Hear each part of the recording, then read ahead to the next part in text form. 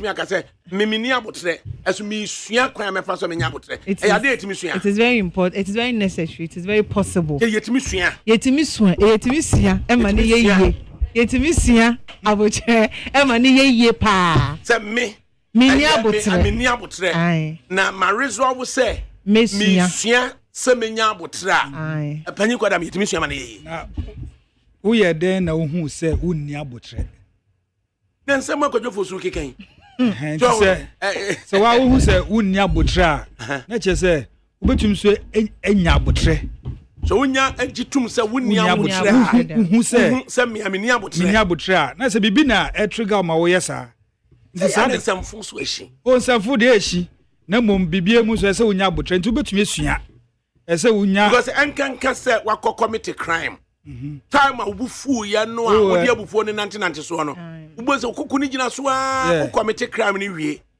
emra chance yese ni wudi a ubonse honhom na be hye o ma commit crime no ubose no wabetete waso achi de meja wo wadama yeso wasre otete waso achi azu de meja wo wadama me na me kono yes it is really no ade kwan be na be fa so se me sua se me nya abotre no goes with discipline.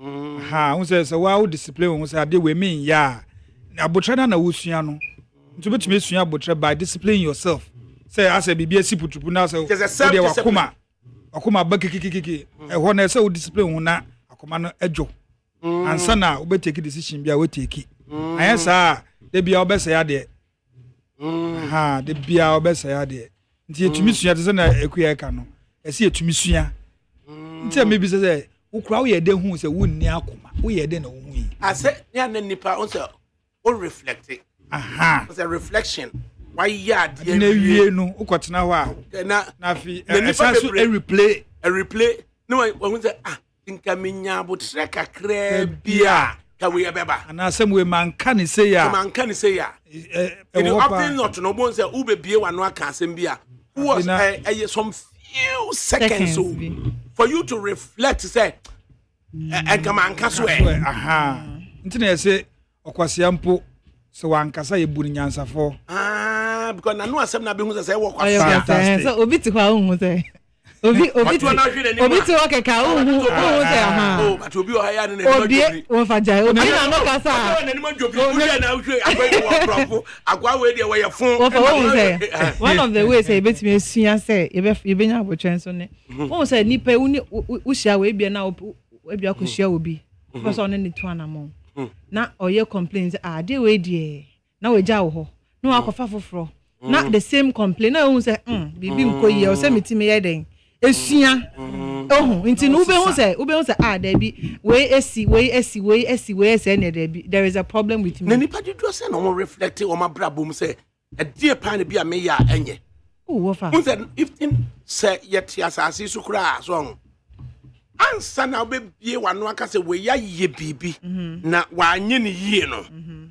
adan na unikan enye self introspection enhwehwe wa mu say na die na me ye no a e mo react the way I react here afa be bre no yen yesu ma bi na enye na ma nipa bi react yo but because yen discipline ti ono no on judge no na wa jump say adan na we so no e bi na I ever say you driving e wo kwan like chrome ha in kra kra no well to say ade ani pay ye driving or driving but unto be soon can ho hwe ntino say bia most of the time ka ho hwe accident is here well to say we dey as a metia break kakra bia na ni pay be sin ya nka we nsi o ne abotre na wo ka say ye betumi nipa na yiniti ana ne bu afu no se me de le mu o nti me de me ko waka se me ma no kwan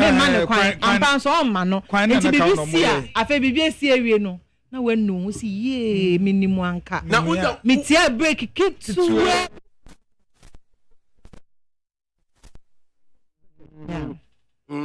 kitu abi ubeye na wanu ho na to ga ti abotre no abotre ye very very important say etimi sua wo ye mu bibie abotre yes no can she baby I say e fra baby ejapaye okay and baby so ya abotre ye okay so hu abotre yeah bus stop bi wo baby sa nso ye fa na abotre eti abotre eye pa na eye that common ni ye din nti am ka say self discipline o fa ya eti e kwa kan ya say eti e ye wa kuma pa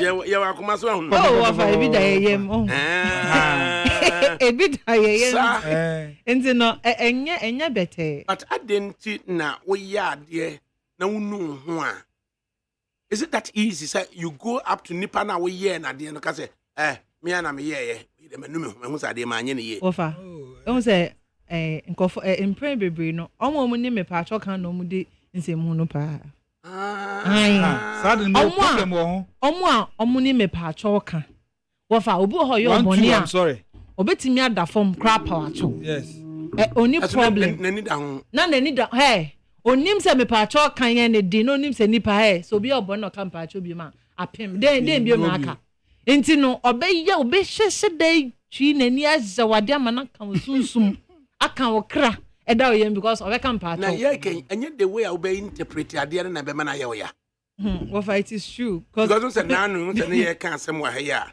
na mani abri say nipa say you na over 190,000 na nipa say 190,000 persons aba be hwe video bia o kasa for 8 minutes na mu 250 less than that kra 240 and na enya bre a comment here now a court a fourth of them and I say you chemunaya about 1/4 of them yes. And a true BB I negative one I didn't know wouldn't me and say data analysis no sad nipa be 70 no mu do atem no a negligible yes. Na Emma wakuma ento yam say ubekin kan atem didi no didi won so no anya wo hwe because I'm say dodo no and condemn yes Janka didn't say happen on the positive no then what can I say and no ya it can be so na sabi akuo to obi mpo e kire say wo soa na to cho say wo soa no na wo say na esri bo na okasa a kire wo na hwe na nimu a say we na ko homa bo fom we en entire shemu ya fo pressure cranny we hwe na nyanyansafo bi a wo fa no na ma na ye ya no wo fa tie mi kaka no na ma na ye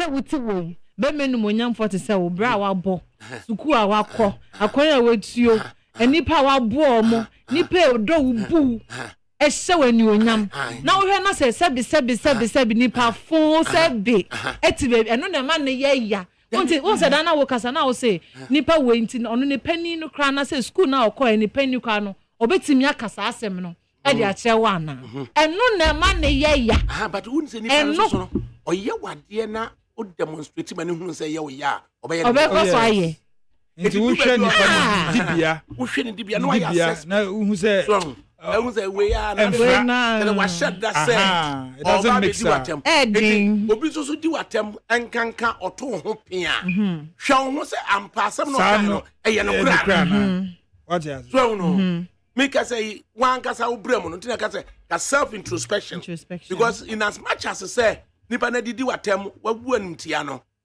o assess asem okan pa na ebia na bibi kitwa bi wo mu eye no kre enti sanka wan kasa no ho an o dwendwene ho na se we susu de akwai asa waka susu nanka o fa free mu a nanga ede we improve upon yourself I know right but what tie nipa de te bia nanso be ba ye ho enti say every time obi betimi abegina wo nanso so anabia bibi boni bi kitwa bi a wo ye and forget all the good things I heard radio so information all the many pa education all the many pa ni nyina ye we to me fi bia say that krokra na say yen fa na say oyem from so kra na say nipa na ntimi nso enhu ankai say nipa we hwe say ne otimi keka nsem bi kire ye etimi encourage ye every day oti a wo sire no do they think that you are always happy it's no you are human you're not but every time I better radio no so no what when na wo kasa na say wo de ti ase say it's also mu hu say wo so ye nipa yes but say wo so ti ase say nipa empe nipa yie. And yes, oh yes. You free your funu back ye nipa bone for. What you say? Now when I catch you on person who the good of you. No. Upa ye papa 99%. Na ye 1%. And until answer say umu ani da ho ye nipa bone. Aha. Umu ani da ho etwantro. Yes. Umu ani da ho, fama ani ana ho. Nipa na adwena etina o kan no. Adwena wa fa woni tiri mu say no no a. Na sa adwena nipa na fa. Few people. Me do way. Yede be ya adwuma. Sa wo ma obi perception of you. Etimi how Emma wo adapt to suit nipa no a. It is wrong. Wrong. I agree. Enti de wo mu ane say wan kasa hwe ho. Yes.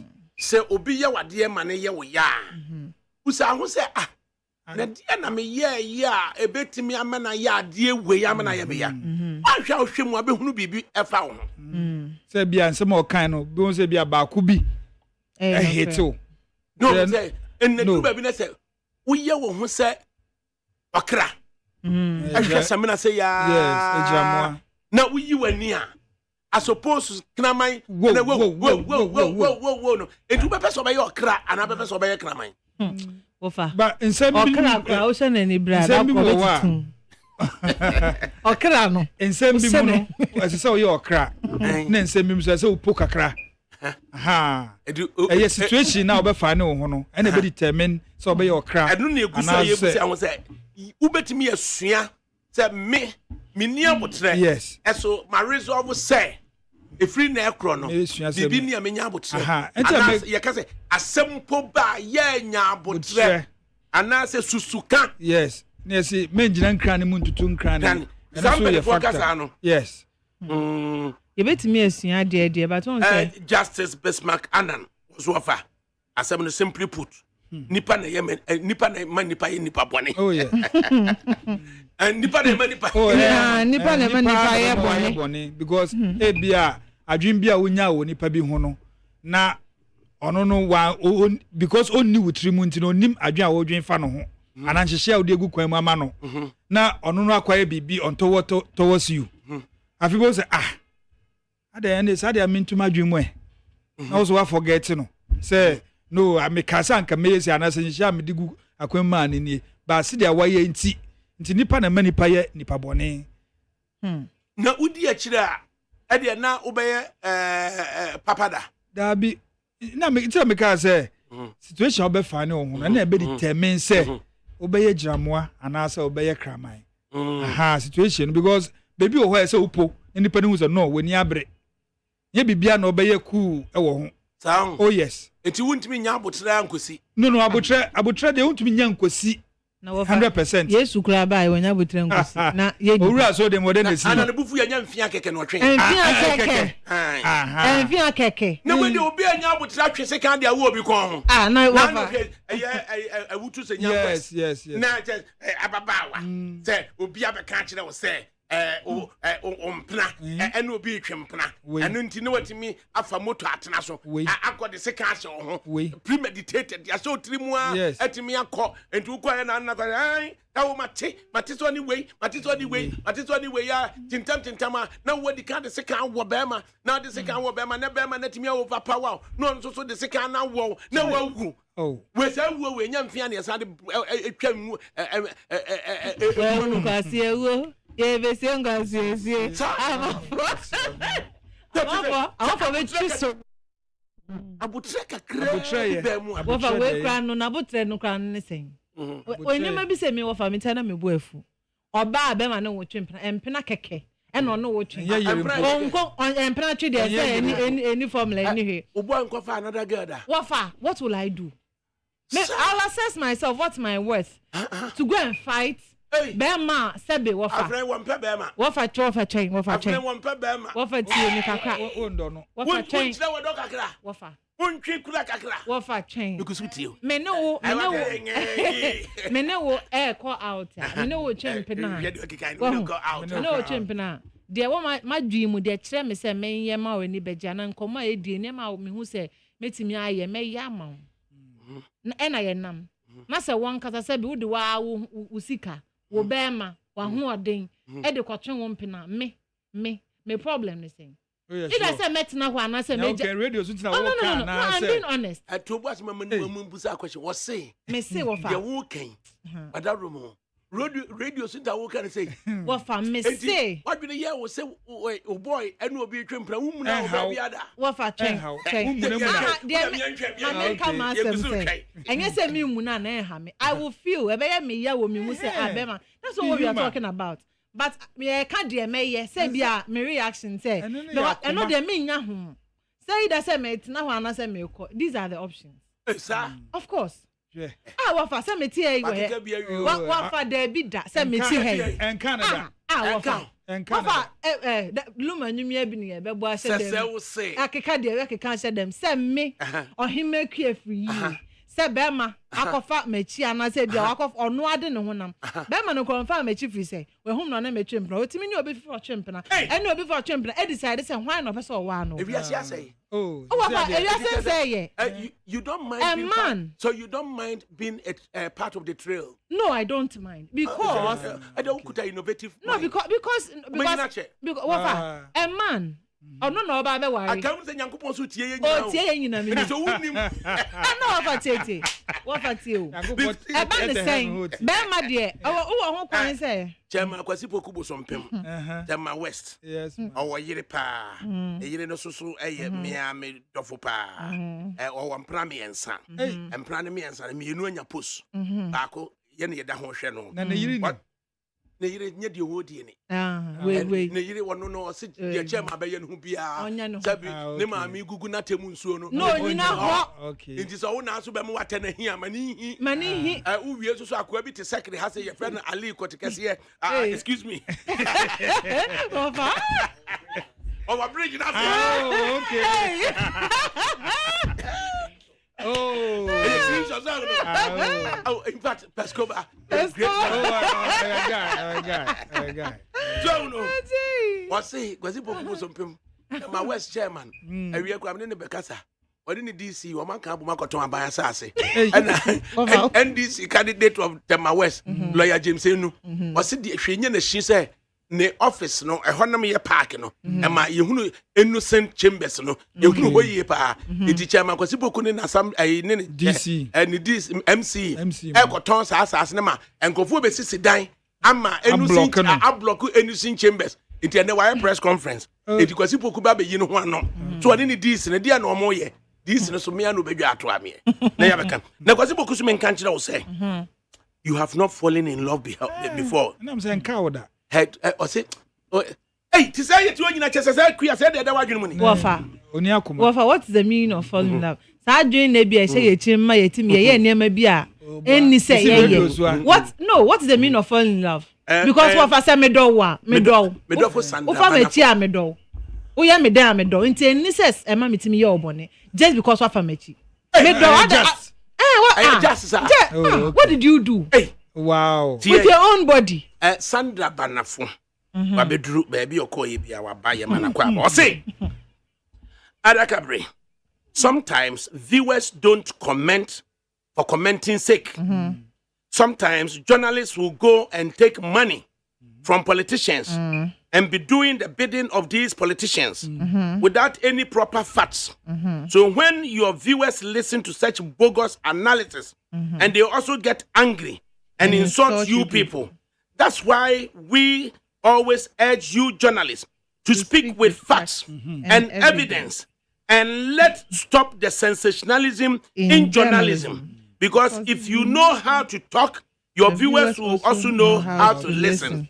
Why baby or can you? That's someone know. And your dance your ben na viewer no say oh say way akwaji sika everywhere Entina say strong no enti se ni nyina nse say ye tolerant nipa bi ode ade bi bremia nyi nipa bone sem a ontimi mfa ade ne ment ohunu se me wo show so na wo frɛ abeka chem se ko de bremi na wo so na wo radio so enti se me wo radio so enti no anya nu nti e wenyi nipa bone sem wo fa on family mi fi no a mi fi no ade ya also akọ France no the perfume be brem and akọ pe baby atete it wa hu sama betena ha no no from na say ebi so a ebi no wa around minimum no ala ebi no aboma de faka aba bedru abeka junction ha onyai otike mu a wo tie de me kanyina onim de asase wo ye nipa bonesem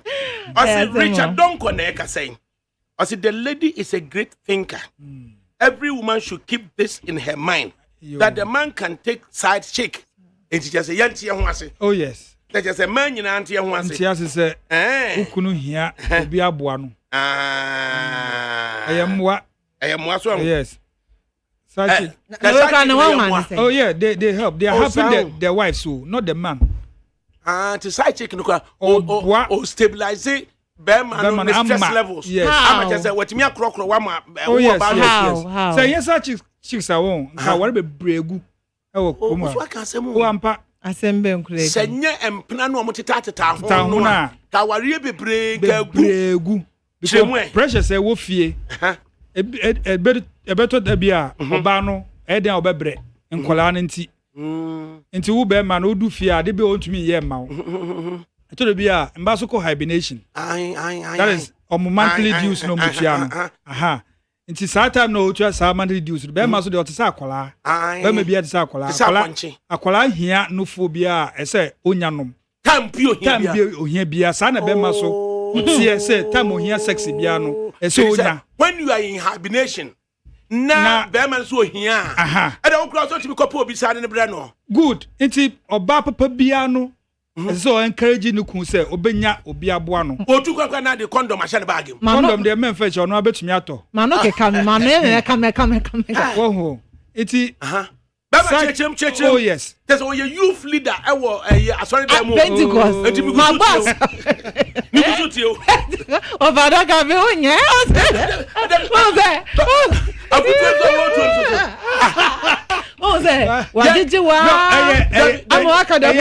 Scientifically proven. Scientifically proven. Roman yakola ya pescobe. E dey no hu ba bi ali Nikios no kola nyina. Kala nyina. Aya futu. Also kaka. Who say Bema special onya twem 38 going na 40 45 prostate.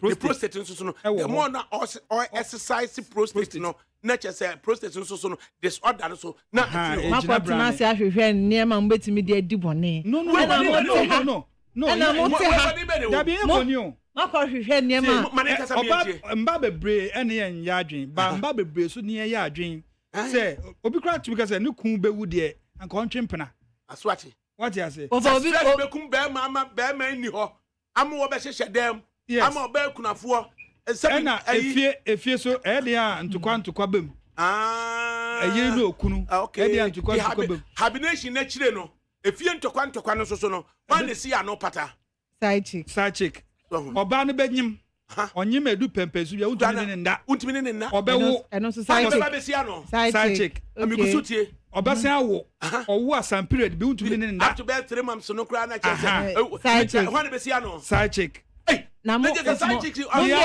they are really helping. Mummy no munya guy. Mummy no munza munya guy. Munya guy. We yire any wo side chick one na timi ne kikansem hunu. Side chick. Yes, go ya no. We ya bia. Mumba munya guy o. We are drama for papa. Why mo? When you produce Oba. Muba munya gayo ade ana ka me enti na sa ade ya ken ade enye baby ba kope ni betima na emema mwani je na enye baby ba kope enti se bia aha ekwan na ewa ha na asia ekwan foforo wo ho dabi enye menje baby a me chese efiti Monday kosi Sunday menje nko baby a Monday to Sunday ekwan ba ko na anom wo fine se enye ba ko na aye ye nsa wo ho ye ohun o hye obi a bia ne bu mu odru a how baby bebre wo ho baby bebre wo ho e was part of the body mo betimi no problem because now we need say ho na ni we ni je ho e bia wo na wonnim say we ni je wo ho baby bebre wo ho na o ka yate ase na say ebufu aba so ebufu aba mo mienu nya mo nda sa na fe do macho mendi ka cha cho se sa na ahomachi no se na do to na twi atwe oba ne kakra na oba so ne cha cha bo unware what ana unware ne so ne okay utumi ya okay ai wa prim na kuma ya wa keka de okekan uni ti dem na nya be ma so wa prim na kuma ai ba ma ontimi ehunu se I hope so me mami ontie me ewie ya asem papa ka ebe bua ade ana ade we na so de ba intina ensa se uprim wakoma yes ensa se uprim wakoma papa can I say papa by so doing it you are even helping other women your friend saying akwago bi and have I mentioned it to you before I think so yeah boy na boy no okay on asem na akwago no wo ka no about partnership said the woman nyina no koko wie se ewiase se unya abutra once you say abuan tetiampo ubetimi adwa ayi be na kuma e de ato enti sa no ma nan no ma ya me ref be bia me note to ye se abutre na eye sutie se obi oye sutie se o ka sam che na otie so ahono na afi nso so no obi a abutre na chiri no there's another one eye nine se wo hye no nso a eboa so ahono ba bia ye duru sese no unse ya hwa ma ye kasa mu no ya je atumu se obie na no a obedidi watem ansana owo afutuo bi mpa odi amawo eti atemdidie nko odidi kura no bi kura na kuma mu pa no onye na dwene se odidi watem but aye said there aye part of your language tamashia aye konkruma aye simple wakwa hwa braze tena akaye ho ti wan hwe ye kura na woni hoho bi kasa woni nimdiefo bi kasa wan hwe ye atemdidie ni bedi kan bakane ansana wodi asempa so imagine say wako eye titru bi anim wako wo ferifo bi anim na wo bie wano ama sa kasatantan obaku bi kura wo social media ofui no di achoso ofui soso wani aboa be ya ofui sunsa ne ho bon pa o sa ofui ho bon pa ofu oyaboa ofu ai wim so ofui aboa oh okay aya usia eye wo fa kwa me nkromati kase abusan se ofui ene de he ana nations prophet ai yado ofunfumufu yes so no there's a humor times 30 to ofui ho bon ofui de ho bon pa enti dia ne betimi aye asua sa kasa no a atemdidie basa no ebe free honom e de aman oh atemdidie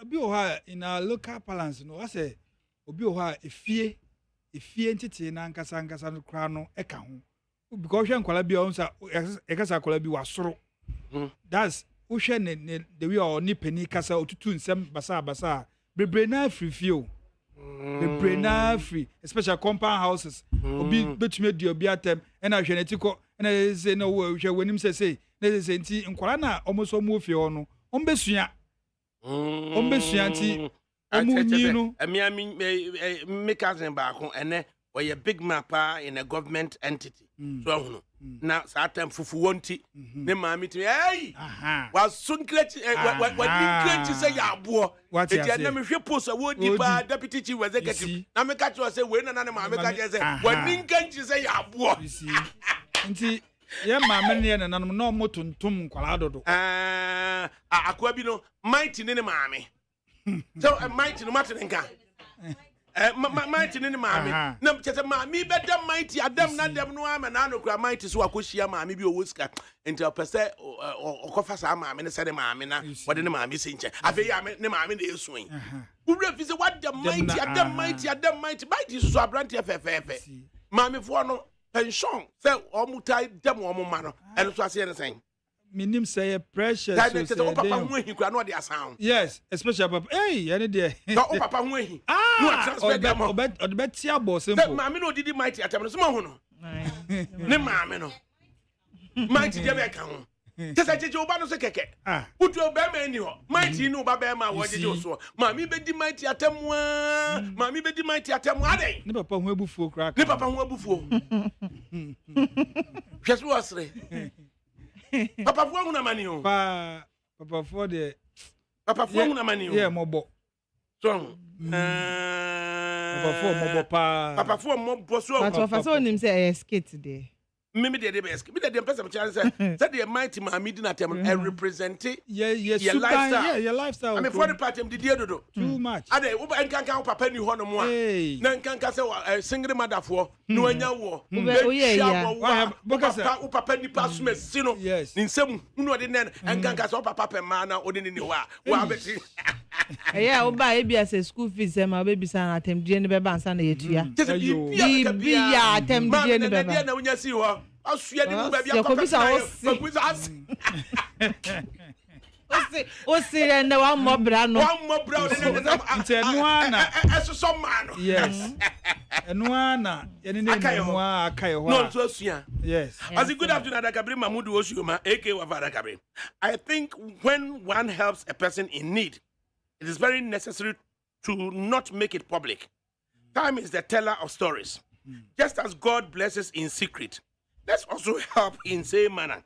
Just see what was revealed quite recently about Oprah Winfrey and the 65,000 people she helped in silence in her working life.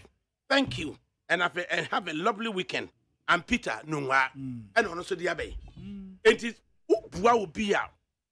Just any power not demonstrate to say, we appreciate him more, the Abuano, and son of someone. I efficacious, Anna. Some what the Bible cracker say, Ubwa, and as a one sawe, yadiamo be a mawe. Aha, so Bobia, Nisa or the two public say, Wabobi, because Obi can ya won the first person of Bobi. Obi abua pen, into Bobia, no question news. Aha. Obi any news song. We Peter FM. Yankopon no gra opa appreciation. Nyame na opentonto no. Nyame no a ope aseda no. Pambe so na obi so bua wa. Obeya ma na kuma mu adwono say onye papa dan nyina. Oh, say de won fam betu wo na wa bo nipa won fam betu dwa wo. But any expect say aha. And they say we show appreciation. And they say we call enim kaso osimesi. Nya wo ye ma mi mini so aha no so ne gi se amaye bibia mo bi mo bi ani aso ti metumi aye mo who say obi wo ye bibi mo obi na se nani anso a wo ye bia mo bi fufura edin aha na wo ye papa no a wo ye papa no se de wo ye ama no no o ma ne nyamre ma no aye papa mo bi fufura na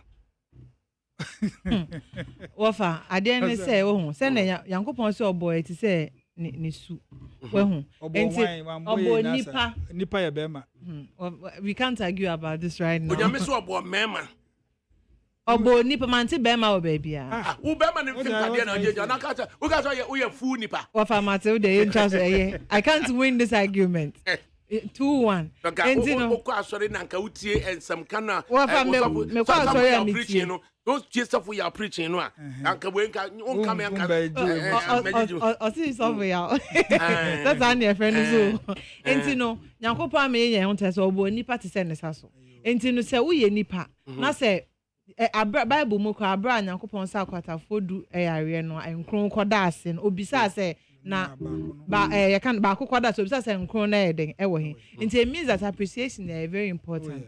Imperative say better obi ase but enche say yem fan bed na baby nye hu dede e de be ma obi akase wa ye obi papa wo fa say bia nipa no e de bone etua ne so ka wo hu wo de bone etua ne so ka ama na so say e ya da ne anim guase e bi krampa nka oye ne bone no kuku mu standing still ano only justification so be ka say we me ye ne papa wo fa why obi papa no de bone atua wo ka na say eduru ne mpompon so bi ko betimi adane anim guase ama wa we obi papa no not withstand what is still nipa no mo so me dem nkan sa boso wo fa ombo so wan da bi na say e bi na ya ndere anim guase ase wutimi de kan asem e say asem da sin ni hu etwa asem na bi e de ye da say ntutimi nipa so masintimi na ya mi say nti ye me bi atwa manya mi anka wo dan kai ko ntimi ntie o e bo ha na nipa ne rafi Also boss the kind man na dwen ba ne ho so ka say ampo no jai sabi dimie no eto da bia eto da bia so otimi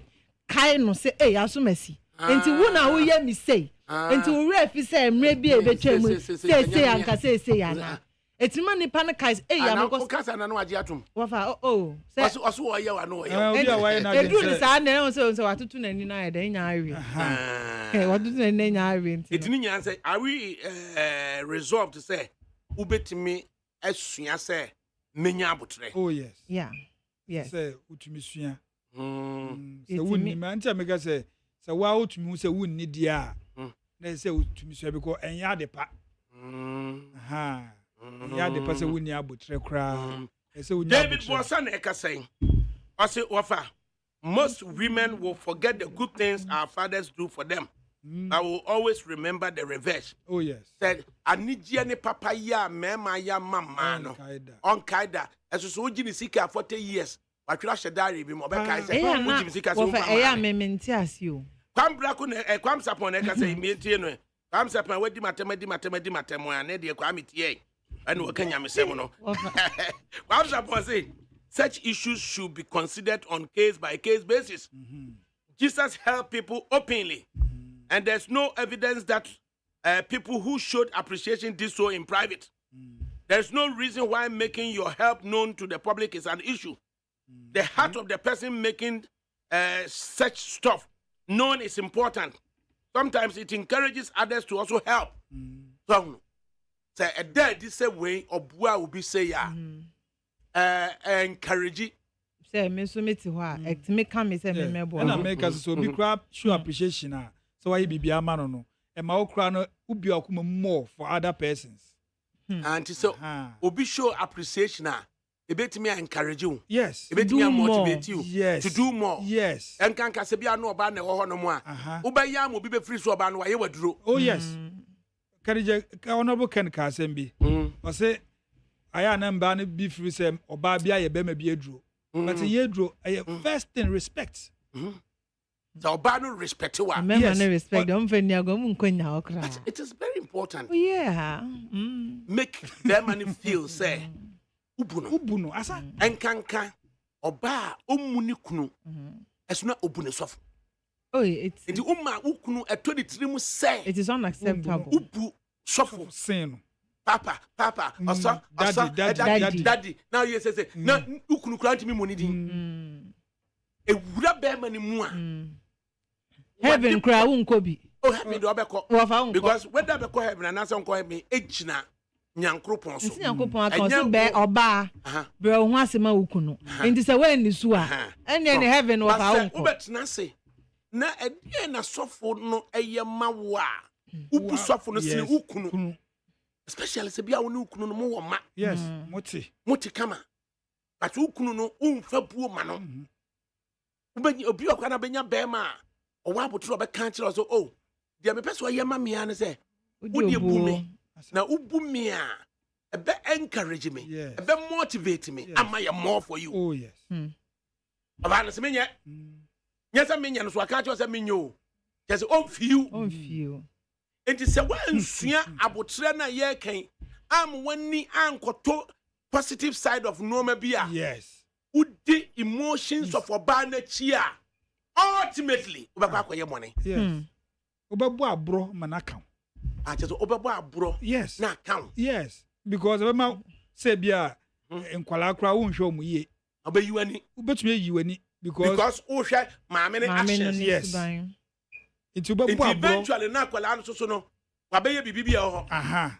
Sensensa. Na fe no wuntimi so nsanko achi. Sa fe de nkam nyaaya anka.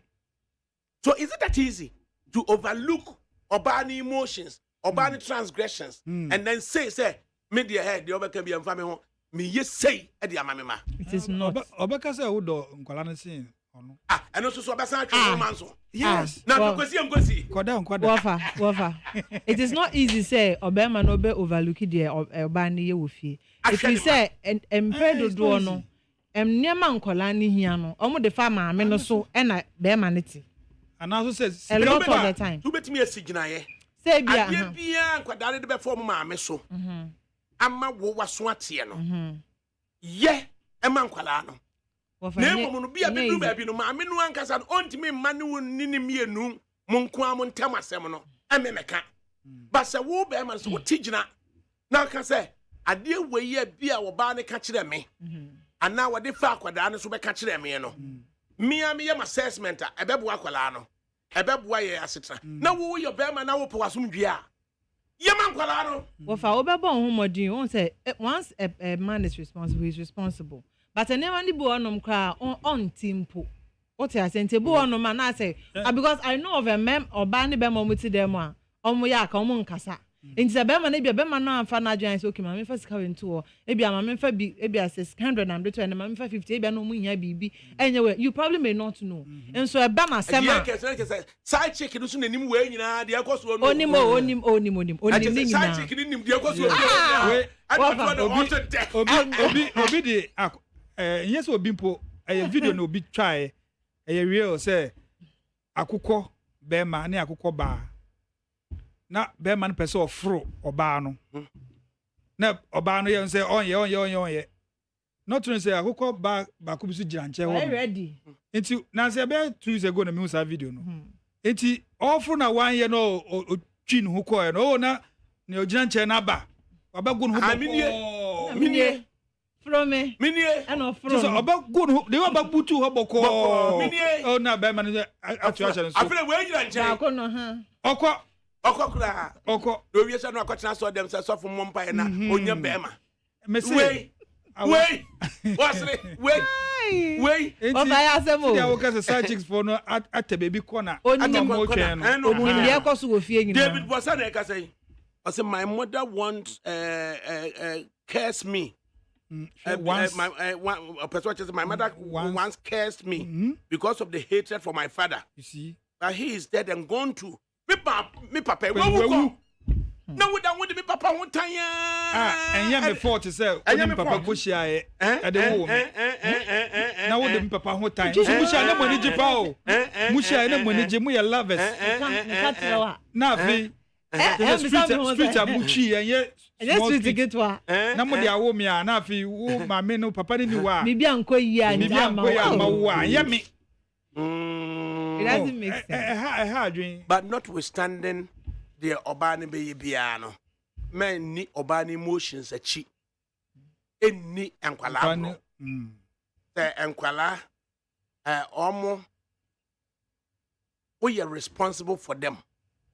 You have no excuse say wenti and a man fi akwala enye say ne ma me no o de be fa akwala no so dia tata what did you at them akekan sem basa ubom modene na utimi overlook na wo de nkwada ne pe so mutimi kasa o mbegina won check at so mo pese ya yiro ho na yema wo mo se nkwala ne susu aso o mutimi nka maame no eka men nye reference to the maame ne ye no yema maame no na enso nkwala no so the maame no ye ne say onka kura so nkyere wa wanka sa nim household wa sesen na ma we say we maame fa na eye wodia we fa ye me ma ho adwuma mame na wo wakoma mu no unim se waye penifo ni bebre adi omo yire no machi aye adi omo mabro oba bi okọ pentokwa keke yes obejeje wa ntokwa no fa ya na edo eno na ma odo ne ye be and let's stress ye wo mu okontokwa sa na ye ese akuma oh yes sa na be ma ne dikum na otwahwe no wa afi waje wani so sa 80% of a man etutu mrika bo mema charge ya eja mema no ho no 80% of them no almost akọ ekodi nkrofo kunu no machi oh yes wo fa eno de ani because wo sha me fan say mo wo they are 40 years in fact so ba oba no so 40 years and how they otwem ho kra na say wuja ukun wa there's no way a wo oba no benya less than 40 ni bi akwa na and over 40 ni so over 40 owo nso owo yire anase ne yire ku owo ma nti edin a obi ku na bosa kokodi nechi na fe na dia wo ye ku na wo so obi di nechi na wo ja wa akọ no na nka wo na wo ye driver no wo na nka ye driver no ise okodi mate for so na mu need to me bia wo krom he nye mate for na ma kire se wo mu na edi de no oh ja mate for need to me bia nti won say mate for na mo press on be driver for nti say wo ye driver na say wo ja kodi mate aso be yes enkanka sem kwala so sa ka ho ene hwa na hwe obi ba mwan be ma be ya so no aje say be ma bi o wo sika pa na so ba no we ja na we mie na ne bi aje nkwala na kwotena ebia baby no hwe nkwala no hwe nkwala aton se ma no so ya na ode nkwala ne ma wa onya wo nante wo so da bia obe pesa nkwala ne wo da bia ode nkwala ne sika sem ne dwa ho ada na emaye school for natural letter mo papa ni nsem hunu no ode atie no mo papa wa mo bra school so tue so wono no so na nkese won tue na school for the letter aba say kwala for school fees ba go di headmistress natem go di proprietor natem but say yes wo be na betua o behave say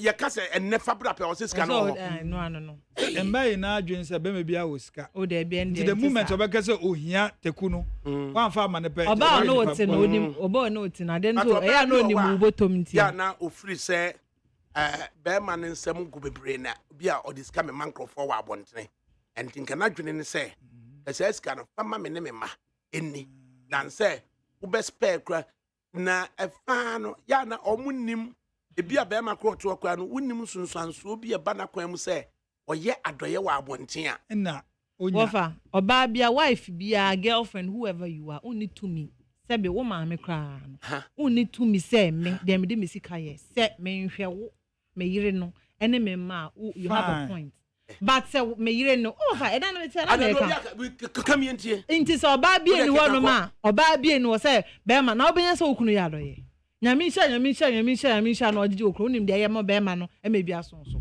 oh we need to learn and pass na man dey wadwen ayeduma do that's why you be ma cuz oba ni to me say wo wo ya do yo abonten a wo ha say me hwe wo a ene ye ma na menya have a point but say me ye wo fiye ama wo kra ba no wo ye adwuma so sika hye wo ho me mbaji wo sika anam de ya do unni wo ka so if you have such a man or he make you free. If you have such a man, you should pray for him. Say, "Yankopon tu ni botom. No nya bi nso wo so ne omo a oboa omo no. Na be ma ni be nyina che. Nyame nhira wo. Se menhia wanka. Papa, say no. Uni de yema nipa no. Wo fa. Wo mo be wo sika bi kwa fon say emira enne no. Wo hie obi kwa no hia jeje fama no. Na okanya me nhira o che no say sika dem free ho ntia be ba me so.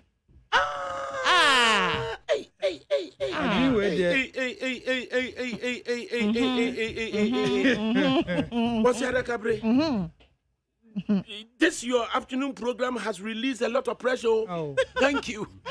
He is welcome, Richard Donko. You're welcome. Because if we have to, and me buy Juma no pay wo VIP. Na me ni abre tutu no me bi ni ade enti me senior. Senior Bruni no or pointy abrant just baby am ko bia na man ni di machi na me madwene e man so menim say be also other people to me boa no enti me nante ya just me di be 3 hours 4 hours na papa na da ho to ya fe me yes me akwa so me ba bagima ho me kakra abetena se ena hwa me hu na me kai na me so omra God me this man had traveled from the northern part of Water region. Enna osimu midnight no be do han man no pass no 9 fa ene wa betina VIP so wo twen me wow sabe so do mintie na no asem o se waba eye Neat FM ha ama wa nya chance ene man kasa ene one me ama de nyina abramafo edi nkomo kwabena kura ma ne 200 cedis okay ena okoe ena onya chance abnam frɛ no me so me hwehwɛ no nam so ka wasa mamenti just what can asɛm no na just say osusu sɛ nya me kura na meboa no a me metimi ama obi aboa no ka asɛm kura ma menti a ai ye was asase da ho ensuo kakraka eda asase ne nchen na mepemwa pese medua eye soya bean soya yai na yetimi ede ye eye enkokọ aduane na yebenya enam nketenkete bi ewo nsuo num ana asase no so da hai na say bebi say nam say na adena free say me na metimi aboa ho oso ya na metie radio no no ya na wo kasa em no be free so betimi aboa me na tama ya sha ase a ne ye ka say ese obi ya ade a edu ba bia na fe wa mo akwa nipa bone no ye pa amadwuma ne say we obi ti bi abrochire sika bi anye sika titru bi obetimi a volunteer sika kakra ama ya documenti asase ni nie lebrafo nie ohine wo kromo osu nie na yenye sa soya bean no ewo nsuo ni nchen na yenhwe se akade no ne ade betimi de aye enkokọ aduane ama aservo district ho eye chese ye omutwa kwan tententen no ankopɛ nkokɔ aduane de aba ho nanka omote de asaba madwuma se obeyebe kakra no woni nipa kro manso na you wish you hadn't been part of it yeah sare ba madwene mo notwithstanding me catch so ode onko wo san to tomu asan akọ back na me pɛ busian de man no so ode onko me man na wotwe onko na no ma no behia ni nyina no yenhwe na me hwɛ se bi ebenya consultant bi amena put in a proper proposal na fe watimi dia to obi anim say oh obehia we ni ama aye asase purpose so se de opese wo ye ni yasema na mebusa me wan say enti eni small scale business entity bia oho obetimi akọ ama saade o ka because so mo ye bibia aye trade ministry omokofa aye business resource centers it in kasa idea ya all dey be ka kire me no business resource center no okọ yeah was specialist wo ho for almost 5 years no aye donor support and ye dey business resource centers no and na donors ni tua omoka asisi adane nyina almost 70 of them are spread across Ghana and then no donor sika no san no Ghana government enya sika enfan sustain sa ade no ama ene ebiti de the one ye nya nipa mpo ene o ma ko take over the business resource center ebisi asimfosu ye nya nipa nko ho ebisi eye achimodan MP ni na mesira ne se ko na kokko kan wasem na kokkoje ebisi bekwai ye nya nipa nko ho ebisi doma hinkro ye nya nipa nko ho uduru eye efense aguna utene left so ko wiamo ase o right wa ba akusi ho ye nya nipa nko ho ba akusi korango ba akusi juso ba akusi dwaben abise na sa se mi obeka kire mi se sa business resource center no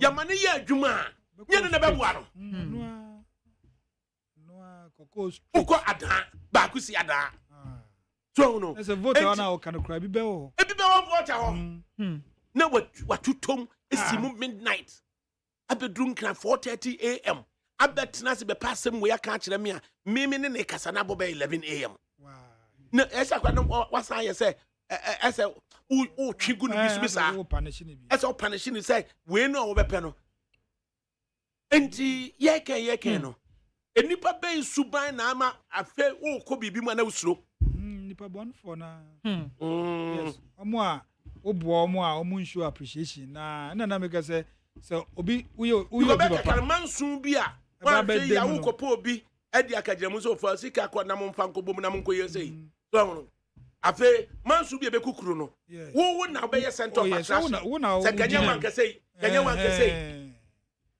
upon Samuel was a good afternoon of ADAKABRI. The lady with you there have good head pa. But I pray she doesn't change when she gets married. Because I've seen some before. Oh. Ladies have different thinking. Oh yes. At any particular time. Yes. Says every year we be tentacles. Was usunku. Well, me say me nya dey. Won ware no. Dabi onya boy, do to our boy. What family boy papa. Every year. Wafa na o jeje me be go ni die ewia we. You get some atamidu. Say name is a nonsensical syllable. Wafa. Wuni bi. Me say wo jeje me a. Oh, nedi dia so betu abo bebre. Wadam pati ena ne maame dam pati. Emmanuel Michael Dwamena. Wafa. Asem me na o ka this until so the number be me a friend you sampa. Mate mame. Me so da me mbona Bobo number mi entie. Wafa. Bobo mi entie. Me mbona muntie. Bobo mi entie. Me mbobo. Bobo mi entie. Wafa me mbona number no. Oni hute. Wafa me mbona number no. Nothing day inside. Wafa. Wait go obetimi akwa nko bobo amene sida dada. Ungo pre kwasi poku buso mpemfa mami. Ono to oh boy. Wafa se me na mo ka ne sa no. Se me ni boy se sen. Wuni bi. Oba kama. Wuni bi. Wouldn't be yet now. I can hear na adwene oh boy. Oba me yo. Boy na adwene hear that. O say ye ni boy na let say we ye suban ni ye different. Ye nya boy na.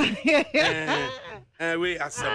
Wo bra kwasi poku bo sompem na abaya sa ase o makoton no na James Enu ono so na me kan chen asase a ye ton tema committee 3 no a James Enu so na ni abresa no. Asem be kurani. Azembe kureni James Enu asase a o makwa ye ton James Enu ani abre no rabaji number we so na free James Enu mame ni media liaison no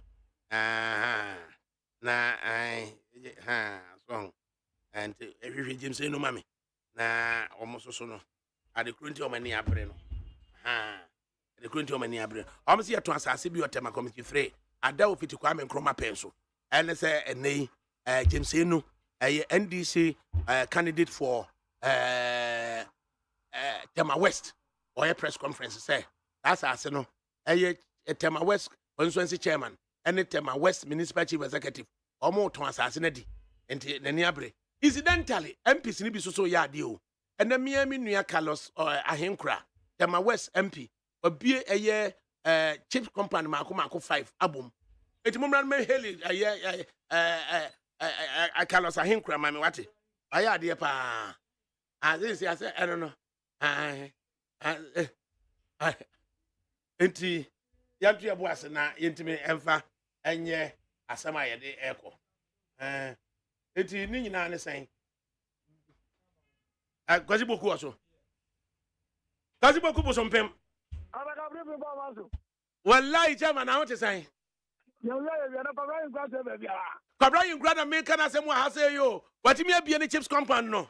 You see, and we sentence 4. And you more do go back bia and you more do 100,000. Kabra in Grada no. Kabra in Grada. Sika kakra na me say wonyamu. Sika kakra na wonyamu onko ayi MP ni biam ni yamfa enkohwe ne yire ne ma no. What is sika na guso? Kabra all there. ADAKABRI is TV service. Akuma fire de wo. Hey! Menina kaso, anam say ka wabo nyina yentimenti kai di aka no menua ba yi ofri banko ene enkwadai fahwe wo mo mame na Carlos skin yankwaye yadwuma kwabra yin gradis kana guso hey ADAKABRI see hospital say what we center so we trouble to school ADAKABRI na yen say and now, we was just about to say 4 years ago. And I got papa. Come got too much. Come on, Carlos Ahenkra no. Why ya the papa? Where the chess a mini of free banqui? What ye nim papa? I may be penna. Ain't it a dear Carlos Aye? Mini cantinum free one sana. A year as I see I win MC Makoton and Maracan was him. And you leave your Kajano. ADAKABRI, you only there. Carlos see, officer, about your boy in healthcare delivery. About help money all the companies each hospital see or try or show equipment or maybe beds or maybe never be on yama. And I have to hospital to the him there. Weighing centers no and the any hospital or outside the hospital.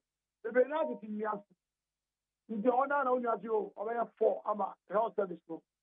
About the entire level should be any and I got not out of the what's on the share no and then you call around no more equipment, no more, sir.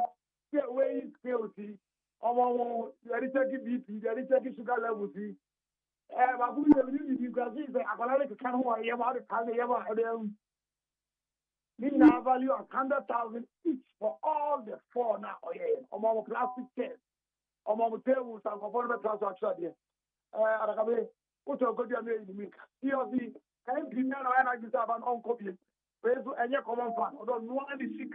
I think the man, why are you? I mean, insurance.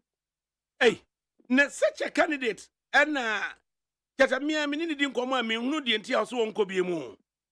ADAKABRI is also ready. Who's the other car? What you're going to do in the week? Yeah, I see. Yeah, what that time? I've heard that you have to know what that time. But why you cry? It's like one of the greatest things that has happened to come away. Ah, Samitiasia. Moi, na mo se mo MP kwa Brian Kra, mo betata aro, nti mo sha se mo tata aro no. Ana o se min kobiem. Na min kobiem no, ana pe de manum ho. Oh, ADAKABRI, you are going to cause some kobiem. Ya hu a, mo fa ma ho de nyina nta na bo achi achi mame, why? Oh, when you are na watch dey ta bu se fa also. Obuso ya de na ho de be but we penny be ko na video. To pray we say Brian Kra there. No jabra too much. We try to now reflect on. Nyama ni nyuma wa ye.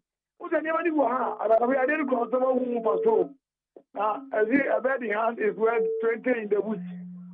I think Brian Kra as empty or Edma.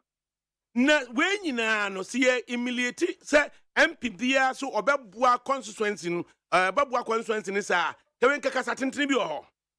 ADAKABRI say sometimes our self na unyi wo mountain you need access. And then we get radio so they come I go adasia. I may have my own personal problems with him, but it's not about your interest. People say nipa no ejuma dey ache ne sa no oya na. For me, o bit maka John Mama and the boy what about you, but we are only but MP, they already need power, only with but you must get somebody who's accessible, who is highly connected, because never comes chair, never. ADAKABRI say, I want to connect in Konya, table, says, everyone was a friend of, say, everyone was a now to tell you the one is connected, and these are the people we need to lead a community, I just a Brian Kra ye ken.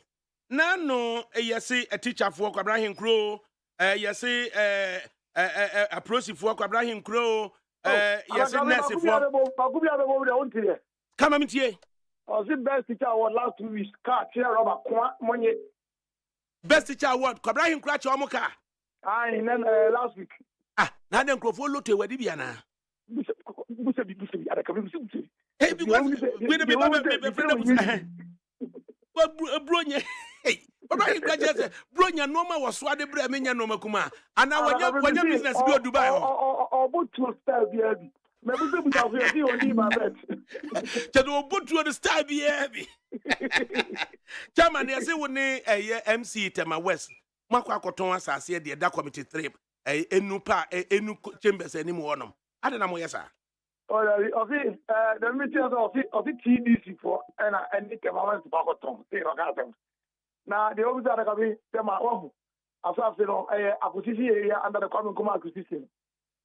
It is Asasibiani, Adia, Ledia. It is a properly planned and zone area. As I will come with them, as the plot number CPL, C3U1 and U2.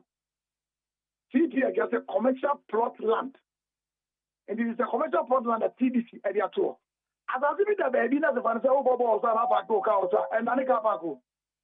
So CPL was and this Opaco car was out for some time and then TDC was it.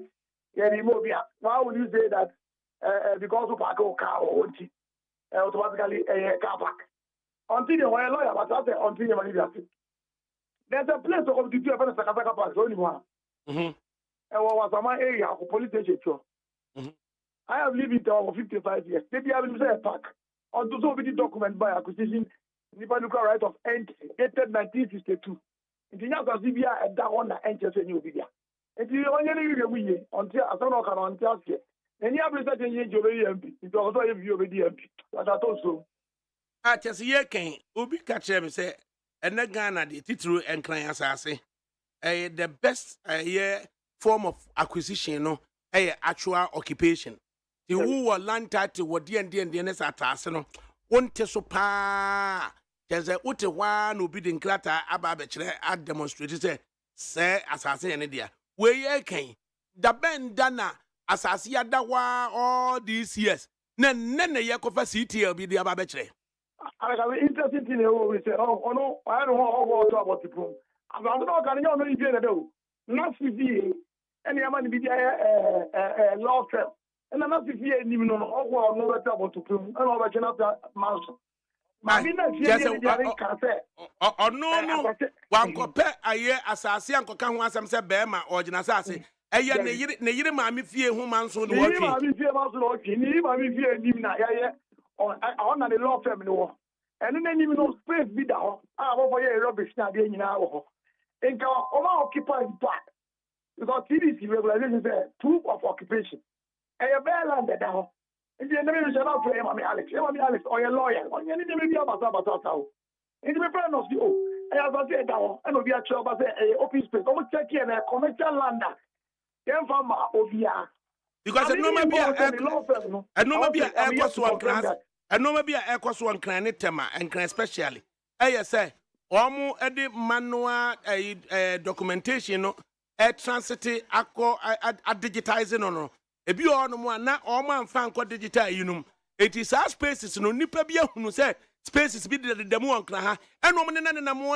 to bi kwa be connect our space no ya twa wo ho but enko digital platform no so e wa kai no makoye ho no masetia no mo dia ba okodia really mika and Alice and me gina timpio so aga say TDC there's no bibia what happen in the digital platform mami no ono pena TDC MD be say ye allocation on one kataba also he to see the lawyer so she know the implications of all these things again, not only just like I say, recreational center and I say community, and then we can say, on the TDC layout, it's showing as commercial plot. So again, on no, the general to account. Am I also know the thing? No, do stage. There was no that also. It's your about what they say or you. Train Naminya, enu a mesama ba ho. Why? That now, as someone teaching Emma inside there. Oh, say the answer. Now, what is it? Ah, sa meme baji bi so enu beka so ampene. Na ye no bia ko ji bi o ye wudere. Na do enu no so kwaji bi e. Aso bi die, na so bi ko to kan so. Enye ni bi ni do. Na si bi enim. O wo to about pum. The press conference man yentie de wo mu ansa. Na ne de o ma ti mi wi a me ne kwabra hen kro be di nkomo.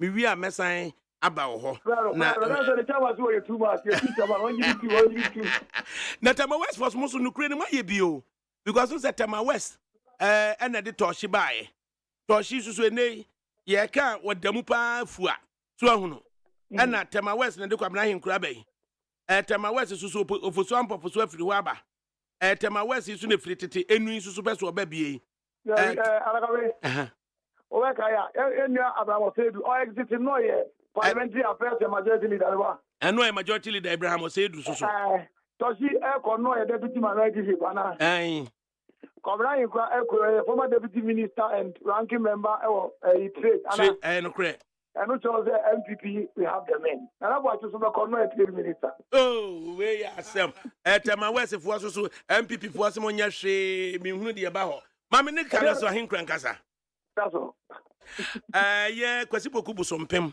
ana yane na di nkomo yi sabre we say member of parliament for Tema West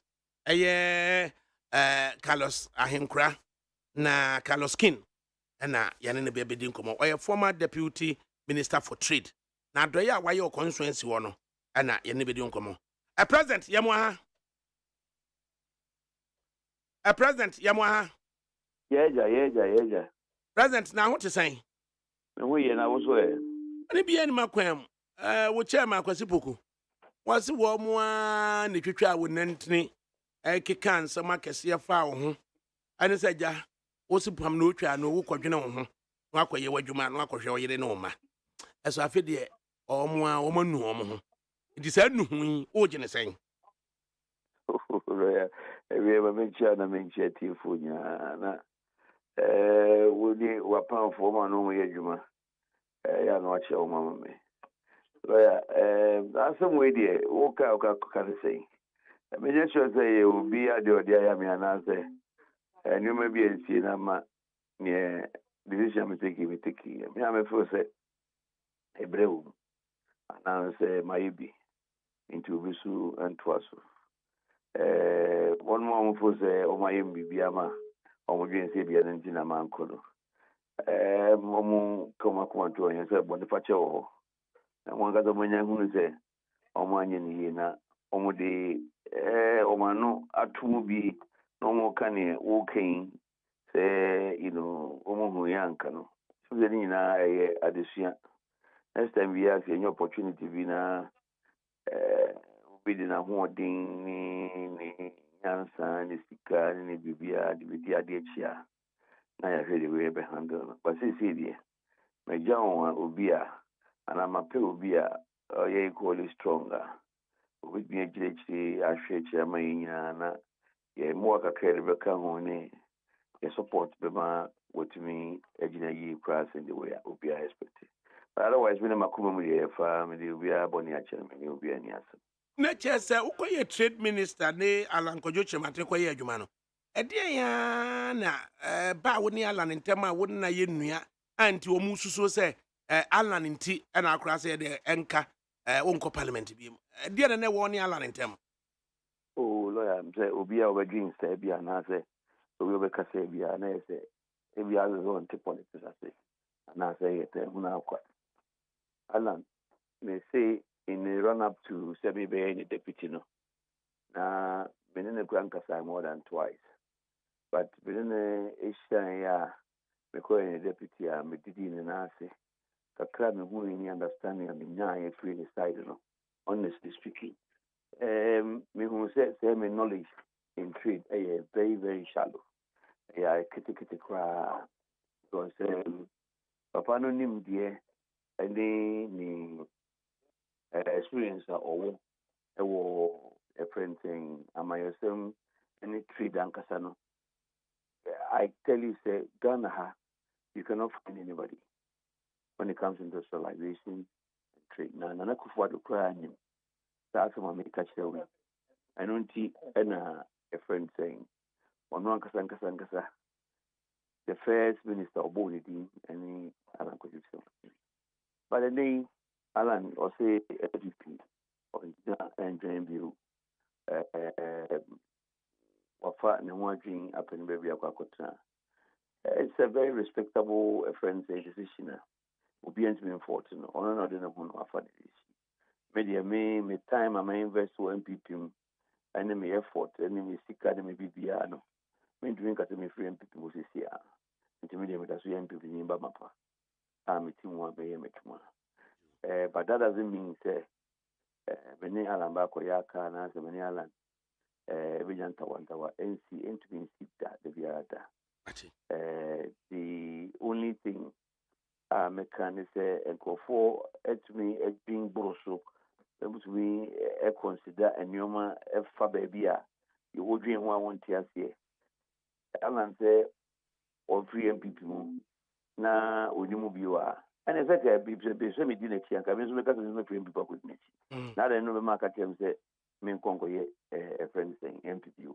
It has got nothing to do with that. And Alan cry for information or taste everything corner. Or no frame make a say a wrong decision I may take. But no, my imagine one tea say opening Oba, my breath. Now, me think say at this time, no. Me more before for our betwas when you were the crow. Kakameji Amatem, West Force, so we need to form one. This is about 70 to 80% of all your major routes asphalted.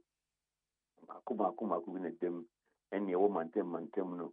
A Crimson Hotel anymore. Chrismon Hotel, And the committee saying L25. Na road network around Christmas Hotel net saying. And you're around the Punanim. Na I don't know for the information, but never having a deal commodity.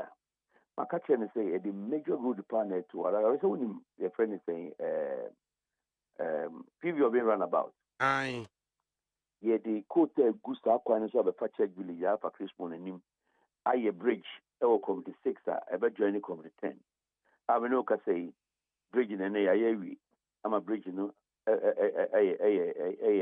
eja commission there but bridge na ya bridge na wi and jakasa contractor no ba kwan so no ba sa kwan nti se wo free kran e be se ko committee 10 and when you go for committee 2 go for committee 5 bill na wa ko see committee 6 aba o cross over committee 5 at church you let you one committee 10 we agree the Christmas holiday be ka na ho ba be first class order the hotel no kwa wan ya fe da pache ade omote se me no kasa ya na omashase aba Facebook live a omo se menka bi mfama wo mo nti mame Alesamu a ene ni pete committee 5 wo no address wo mo directly mame na fe me no me kan yasem foforo well apart from mame amwa okay Christmas ona nankasa openi nankasa ya madam for pa actually na menene cry you do pay for gafco it will be a menu no miankasa nkasa fa phone cry bona man yam say da mene road minister call ho ye kokko share za kwa ni cry ye konum coffee e wo the hotel ho and you know etu kwa oba obeti ono afre me da amase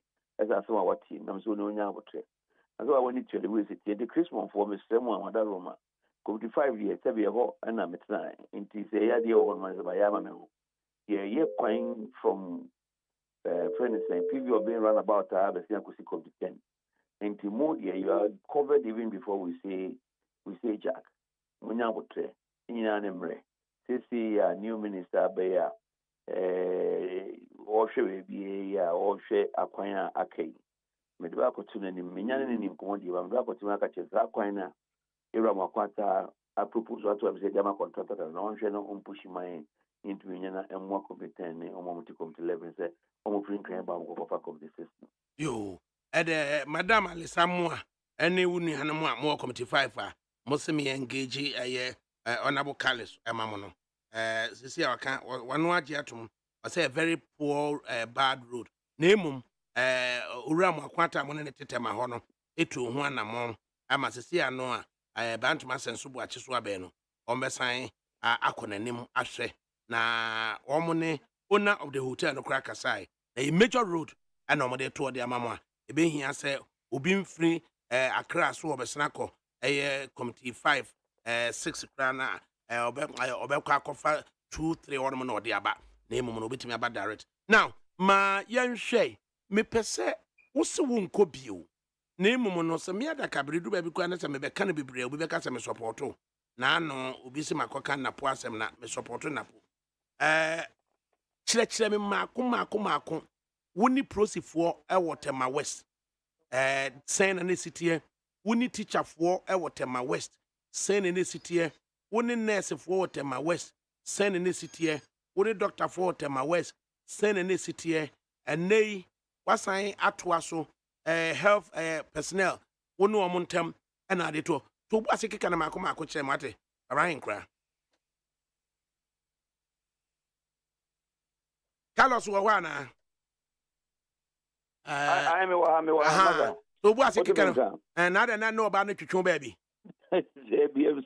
full free me so go to baby akwache bi ADAKABRI em say nyina onipa bi a wo wiase bi ase beta pra em say wo totofewa ketuwa bi ansana wo du baby wo duri da se wo ba wiase a aya na the ensakra wo da so kra wo ni nipa kra za wo da so wo depending on nipa to survive and grow and nipa na wo depending on the so area survive enyi no ehia se nipa no be treatu said ne wo ye ohim bia na say treatu in a way ebe mo ye comfortable na aye healthy so and then it's important say kwala any choice baby on back free in terms of a home and as baby on back free in terms of department and so no yenum a opportunity to handle them no we should handle them in a very good environment Ibema and Kolano are comfortable.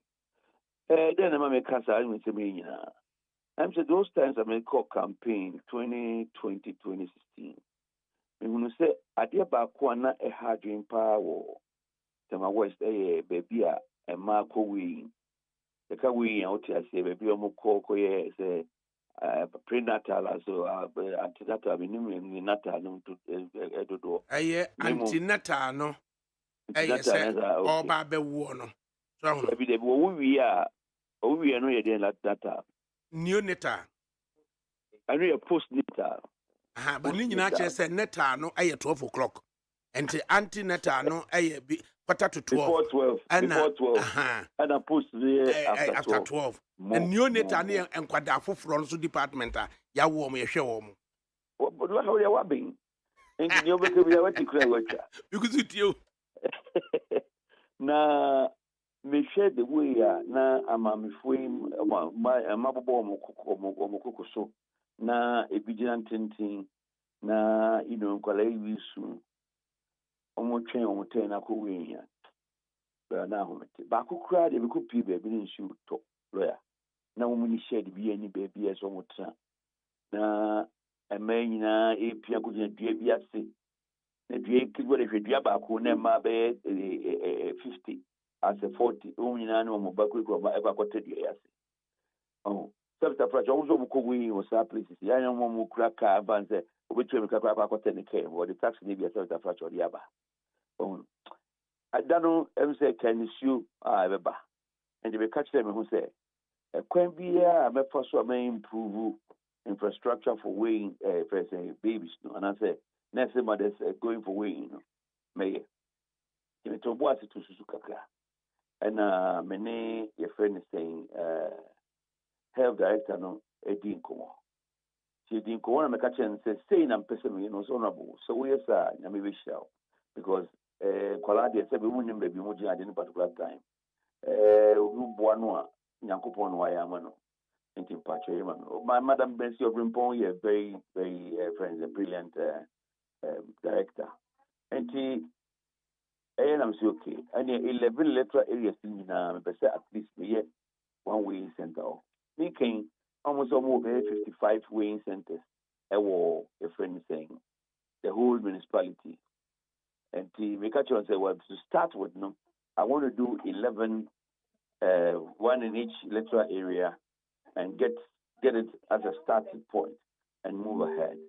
And from 2022, and it started, SSC, at least I'm say, me fourth one, I have 4.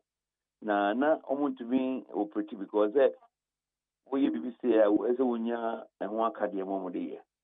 And my mama my list because I'm my list and on the list to buy and I'm say and no other the last week other and it will tell you money in I'm told a friend saying blood pressure blood pressure weighing scales kunya unnecessary medicine transfer tables unnecessary ignore so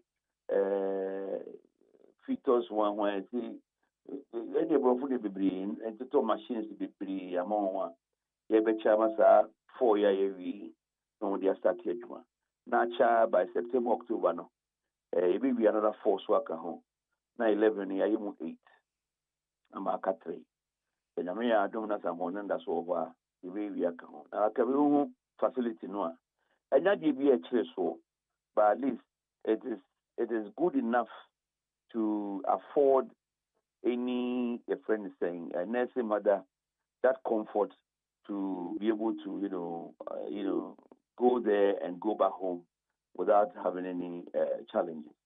Now, we are the money pa, and it's not about saying could be a wound, say no, what is it me no. It is just important, and it's really important. Say, so the people who children, I say, over to me, who this will be me a young qua, as so quite ahead now, now and then I guess when the old before I start we on Monday and Nigeria on the Asia and how they almost so but a core address the core point of MPP being a friend saying say your pet say your proper health delivery and other healthcare facilities in the country. I wish I knew my idea in terms of healthcare. I could afford to buy NHIS, yet two can see will be a hospital free. We had the 111 crowd. hospitals we district one no hospital quite apart from health posts to no one ever benya district hospitals hospitals ananka iwu ni na isi the trust and me pejo won na gina ho ama if people be no ka say be a remote hospitals na ye the drone di no any serum ya dey call nti health delivery there say wo ka say wo dey aban we to aban bi aho a ene jamade bi akwa ha men kroma otherwise idea day akuma so as a party and we always continue doing it then Dr. Wamia de bi okano that in the 111 for ba ni aka no obesa ya aka ho na pia nya 260 something this is na kope and that ka be na na se we wo no ade na yabemu wa mo ne adwempa wo ade ma the health sector na nyame soso nkan ho eguso ne boa teacher for so be di MP dia no aya mo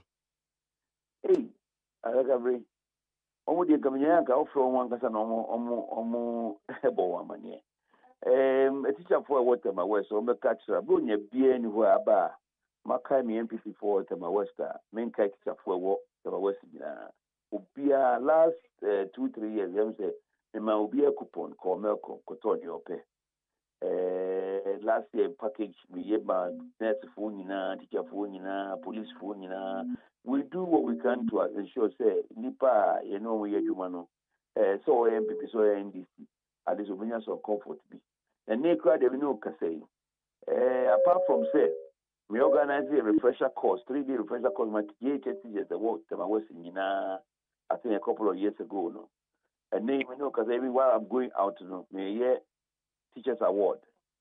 I'm the best teacher in Tema West. Yeah, you know. Last week, yeah, launch, you know. I'm the car so. The teacher will win the best teacher award. No, yeah, man, the car, yeah, and downward car. Na minia na nabwachi represent the kaya manipa professor na omo dia kai na prosi for so a prosi for die na make me nyaya ko no mo ko masem say as woni na enso ka tell me kan bisi bronya bia ni wa media me ja prosi for wum a police for teacher for nurse for police for every district command. Brunya soa me package obia ne ka no aba be famo mo ni ka na me ma peka de gumnam de abrel.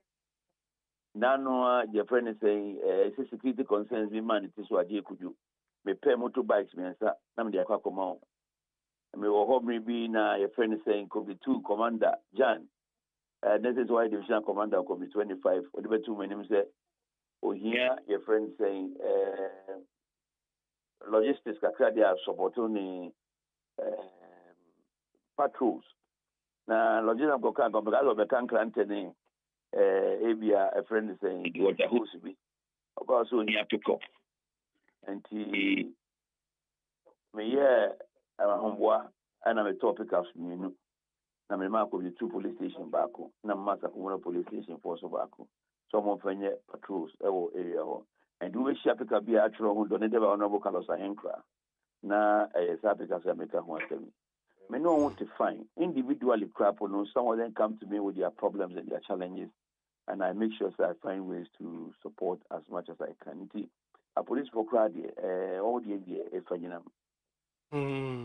na de waye nyina ni na Tema West MPP so munikai oh Tema West MPP ya waka ni obeka chose ni car na enya no kre ya waka e de chese campaign 2020 se menya pick up back free national party ho eba na because ye hwe ade so yenti because ye mfa nye percent the pick up no ka se e wo sisia chairman control the ndi card ye waka na wa wodi se mia so mai fi back e de party office enko baby a me ku bi eye sakumo na hono sakumo no hono ai na nti ube ko wonye de oh ADAKABRI me dana he na me nyadem me wo be biti a me da me nikum na hey sabita project we say ya property there a whole area say ka the down rent 4,500 man di obenya because party panyini ba ko no so didi party ho a wode ne dan e ma party say che kwen enkote ase wode han party no Eso so awie was agye ne dan free party ho. Me pen ha obi 10 years me started in 2014 and 2024 10 years ni. What if I come get 4,500 Ghana is a month for part-time salary. But enya dia me Ko watch that time say sa young guy ya no transport sector answer appear every mono. Once that time on nothing na mo friends who na be try ya bibia ya o why are they na ni nyina mu anim kwase what tema west so say tema west constituency chairman onika papa bi atimu eno so ye nden ala be na jama hu na che pasipoku wakatim pasipoku wakatim ADAKABRI me chema ojana na so me chema ojana na so pa ana che say obeka ne brofo ba bi nto aka chem say ADAKABRI me hu da so obi amfi me ADAKABRI no ka say kra o kra 2024 car ba ko sisi ya wo twi ate the white car nice one payire wayo me chema ojana na so ojana na so pa de aka so de heti betne mama me ni nyina mu no wayade na MPP ene Carlos said Ghana problems are economic problems are Ghana nyina no as mo share the microeconomic challenges micro no and am kan wasem abra as the global picture challenges are war after 32 years ama yaba be dru say de yakoto ekam na eka no emene yen no ese mo ntwemadwene enhye wo esusu de bi ho ADAKABRI won say crisis aye ko sisia that's the ukai anya Ghana nko a the whole world na I'm sure free UK ba be 2-3 days 4 days and ADAKABRI baby at test danka ukra £100 would win call the friend is saying test cook or grocery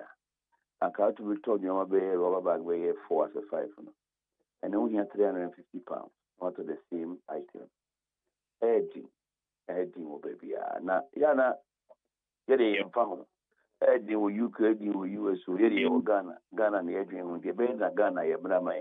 That is what every normal human being will ask for, which I agree.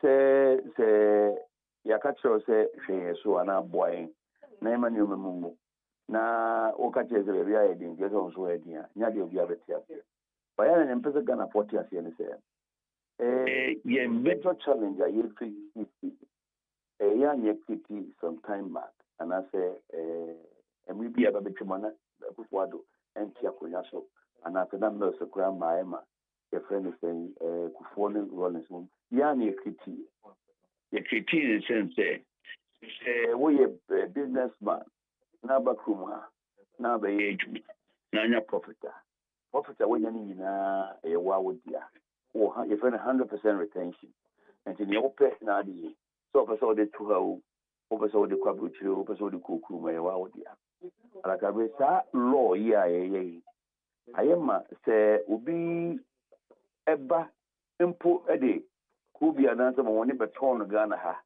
na onya sika free mu a obetumi de sika $1 na odi akọ ne krom because that's Kenya ne dia ofia ne tax for so via aban ni problem bia nti that's what sika ko nti aba aban ede pressure bia beto no say every year bia so press $1 we ama mo ma ba sa investment wa he o sa ede ko meanwhile so ade a ye ide nya dollar no ye nya ne bebre exporter if we Ghana equipment on here, I think no $6 brain and it really supported import trade, no, and you enough. And now, unfortunately for us, yeah, baby, you walk dollar part, you be your oil foods. So we to Dakokra and dollar in no, a baby. Unfortunately, almost $1 because of Sasa Makacho, you know, almost $1 no the qua and ma. And the amount by dollar who crowd they supported imports. And all the support to trade, international trade, a kit where be 80 so share a free roll is a time in Yano. The very divided we are to see a call a manso a gasso. Echo discovered a capital market and I say old market no. Echo Bobby Sia. in terms of forex, and the body of support too. The da ever quiet Yabiano, and just a Ghana a city traffic. Now, when credit agency, MI, star negative upgrading, Emma will be as a scan of crying on my view. Almost all my baby that I cry, so much you almost cry, you cry, to view. And Yama, Yahuach, Yama, Sisi, you need forex and to do it to be the support to importer. And as an international trader, I'm a Ghana, I am mobile. And they trade a biasika, a dilute, and as a half who capital de Juma, say, Nana, and count the time, say, $10,000. And I work with $5,000. Why? Because CD $1 no make a tuno and yet pay. And Yama, how can see a pan ababidi 1 more year international trade? No. Now, also bad because say, or the $10,000 I could dig Ababeton, Ebabeton, in Ghana. Hano. I say, what we make sure say, or turn in your man now, we more than $10,000 for the next cycle of shipment. And today, beyond a new man born of cost to $80 and $80.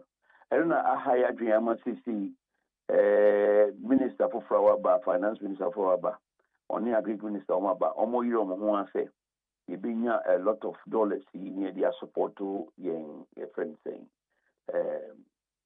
International trade. I'm a dollar no and $1.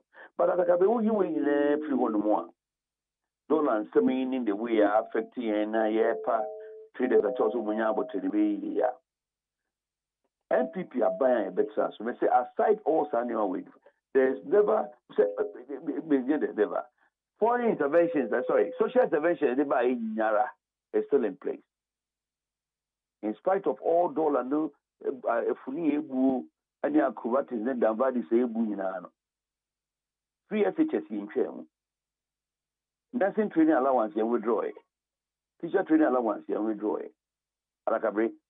And the child Africa and Espana Ekasi. Application grant leap. Everything is in place. And you know, say what do you want to say?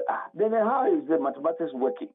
Because more on one hand, a friend saying no dollar to ensure up international trade. Now, said the other hand, social interventions are still in place. That's a if you are. Then there must be something good happening somewhere, which we should find that good thing to support dollar on the side for the dollar to also be stabilized. I know, and I hear Eba when he has the opportunity. Let's say Ghana for Nyabo Tremain. Na almost share me papa was ba on with the aba me dem wa reshimu say wo share the way the digitalization side no ma high successful na say papa we kwa green pen ono kwa green pen no ono science alert no authority no ono making sure say Ghana Nigerian na so ewo we are seeing hard dia. I'm telling you say it ye between already so be sure wa fre unknown for number 4 technocrat in so Piameboa. Or your typical politician, Nanka politics and Kwani be a better so, yeah, Nase, Tanya man, you know, what I say. Or no, dear, no, yeah, will be all play all. But you want more, only so make me a young man, I said, you can't make me a ye. Because if you don't know, or I never come and or your steer or your. Me who so akasa me drew beba ma de moja. Okay, and now who was one answer what drop no I'm say you lose so honorable Carlos Ahenkra Say Ghana for manya I will take it to be na ye hunu President Mama HV ye hunu President Nanado HV ye mani onu ye bi da so mra na me na ye hwe se ebeboa ne krakrakra no challenges here wo hwe se ye mwa na nye challenges no ho so trade ministry no and as a trade balance successively Ghana ye record surplus as against the challenges are ye face you know ufri said den na ama sa trade surplus ye recording ADAKABRI dey make us on paper and ahunu sa but in reality every man sa I mean there's no way in heaven and as in hell say over recorded more present surplus or balance of trade bear in surplus now usika asofa. No. ADAKABRI, say if you have more dollars than cedis, and I say if you have more reference dollars to cover your import, that's a surplus crowd one more. What's the pressure? It means that the demand for the dollar is even less than the supply. Oh, and the one supply also exceeds demand. No, certainly the prices go down. And yes, on paper, no, who say, oh, you're mathematics now. The friend say dollar no, sorry, balance of trade no always shows some surpluses. But any refi balance of trade, a friend say surplus that a showed, and as the balance of trade nankasano. The sum total of all exports minus the sum total of all imports. So yes, mathematics that's a positive one, that's a surplus. We only negative, that's a deficit. And he said, "Oh, got a surplus." They say, yes, was I what you compare your import in dollar nebiaka. But the referee say, as what I in a test can you bind the another bagana. For example, Meteo earlier response, Meteo current response idea. It appears MPP needs solutions for the challenges he FACO. Oh, ADAKABRI, and I make sure say, Ubia baby, or buy the same thing and a similar thing happen. Another person about Twasso. Also by who start this kind of issues in Tiamani because you won't see the response the results as you are saying. You only be done or no and a seven by or you don't want to dream power or deba. A total crown or war and who yansa and as or whom dear. But just because they ain't drink tea and as a Yvisano and 170 don't drink cut. May be Samia. That simple accounting, a friend is saying, principle of improving your cost-income ratio to ensure a present profitability. No, if we play it in this game, I'm sure say $1 no, no. Say our income and I say our revenue of dollar no, a constant, a stable. All you need to do is to manage your overhead as far as the dollar is concerned, and I say reduce or minimize your overhead, minimize the usage, the demand on the dollar. Nipa bebree the dollar free kromo and moko and so mo chase dollar no you need to stop that thing. I don't see any instructions or any directives coming from those who are in charge to ensure that your dollar no ebenya some kind of ahumi biachi. Now there be a pressure that's so that is coming from anywhere. As for example, we be GD say and sorry I will program one free Kruma as originated from Kruma. College when they have to take it back because it's their own money, they will have to change into dollar because they won't take their cities out of this country. I didn't say about this. Why sorry won't you tax the mine? Once you prove about the Tia Sorewa, when you are college and was an assistant dollar article, it shouldn't happen like that. And I agree, shipping line charges here marked up from time memorial since the 90s. Your friend is saying, Obia doesn't seem to understand. How is it even possible in our wildest imagination? Say one day we feel na DHL and I say UPS near the ball pool or say I have a package for you, but pay me administrative charges before I release it to you. Doesn't happen. It doesn't happen. Once UPS need to do doorstep and I say DHL about doorstep no. It means whatever postage the sender paid abroad no. It includes the rate of the friend saying agent at destination. And this thing cuts across every shipping friend saying industry. But unfortunately for us in Ghana, say ignorance so say I don't even want to use those words. Ya travel no masa abofui ya kotonyo ma no mkromo because ye manapacha wa ha. Na ya for one kaso ship.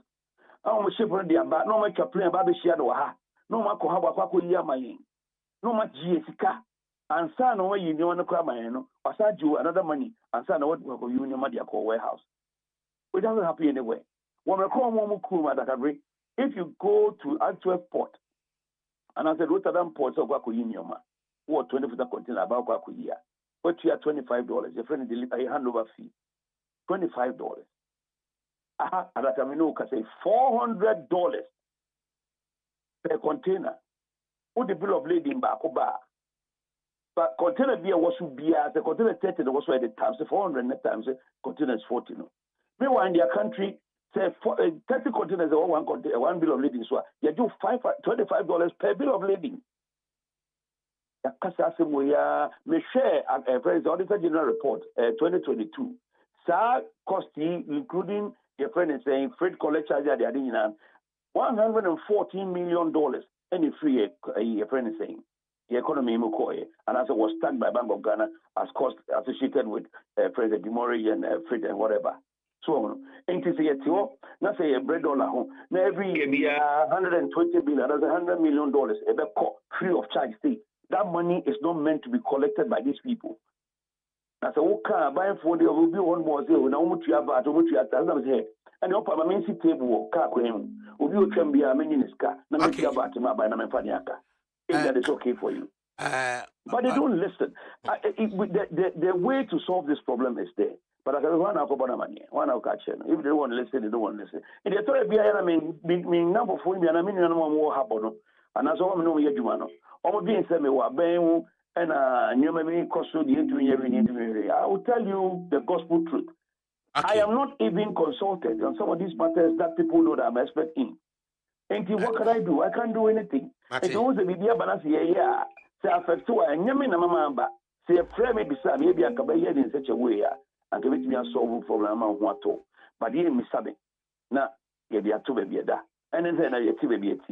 If you can find ways and means to suppress the one tone your friend is saying usage of $1 for Titino and the number was shown the number from say if we're able to stop a friend is saying reduce a friend saying overhead no on this year.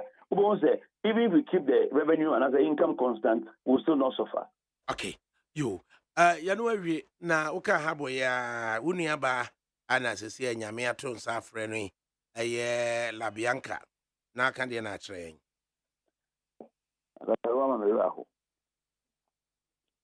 Amameraho pa de kyerɛ sɛ saa ma me wu ayɛ ahame pa wode wonim na ɔyɛ madam fo papa ɔyɛ obi a menim no na koma pa ɛne nipa ɔyɛ sɛ wohwɛ ha wɔboa nipa and the way we see bunny pa ADAKABRI. I'm really saying, I can even tell you, say, Senka, a year naka, Ubituji, when pa, be a sure, mammy, can you bet you say we are woman, Commodore so crossing what you can count. Ni tibia, any the way, what's the assistant who assistant who the alpha. Now, I don't know. Now, no, me could feel what share 1 week in the day. But me share that Angie, a friend is saying, me CMO we near the other. But me say at a tiny how kum and no nam USP or charity nam pepesim or charity CCC. Oh, but mammy penny more on who in the business, strong businesswoman, astute businesswoman. At a point, not only the biggest importer of meat and fish products into this country. About the same.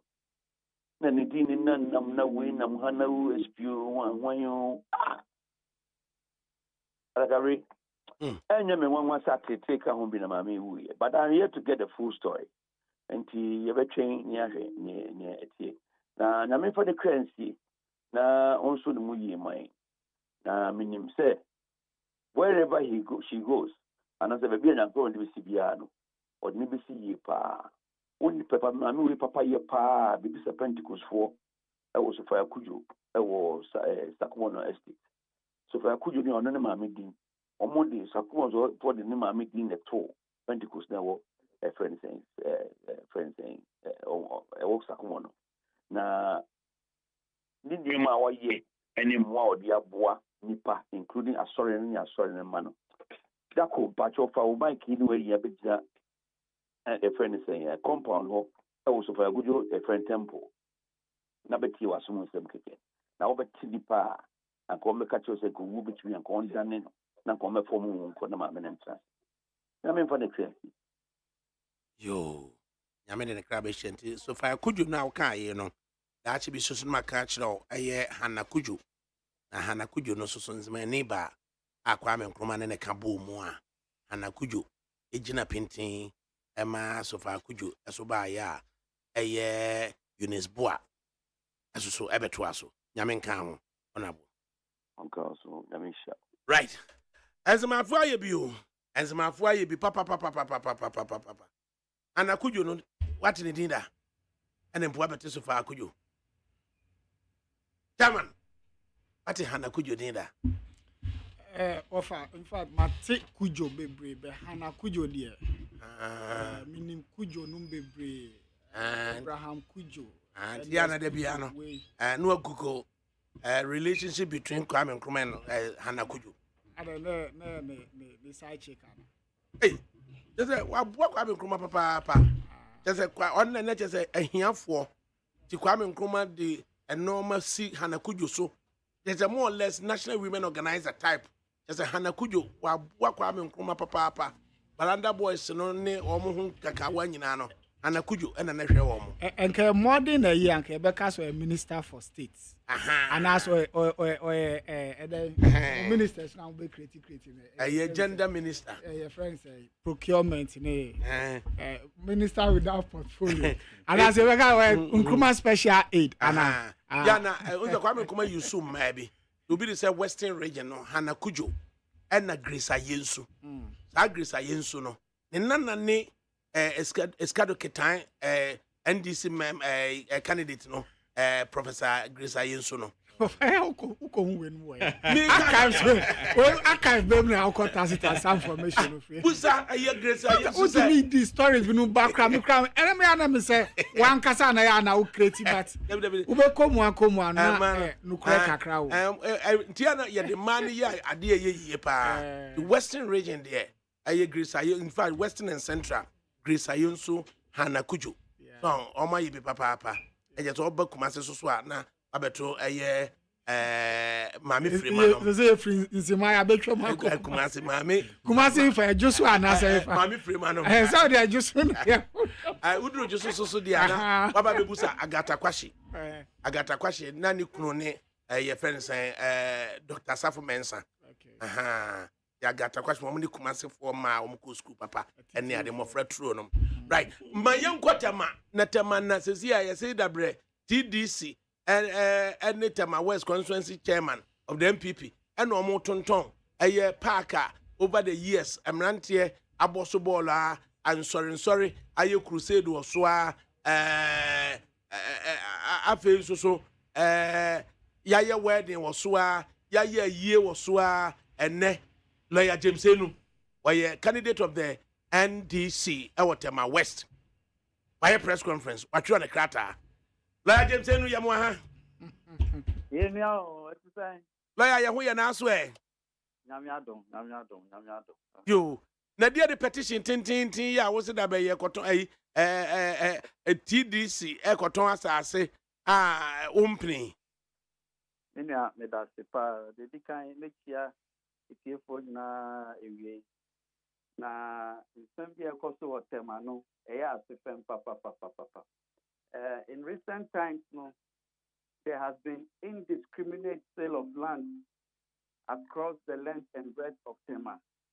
Sir, as I see there, that BM, as I see there, reservation, I work for years, football park, children's park.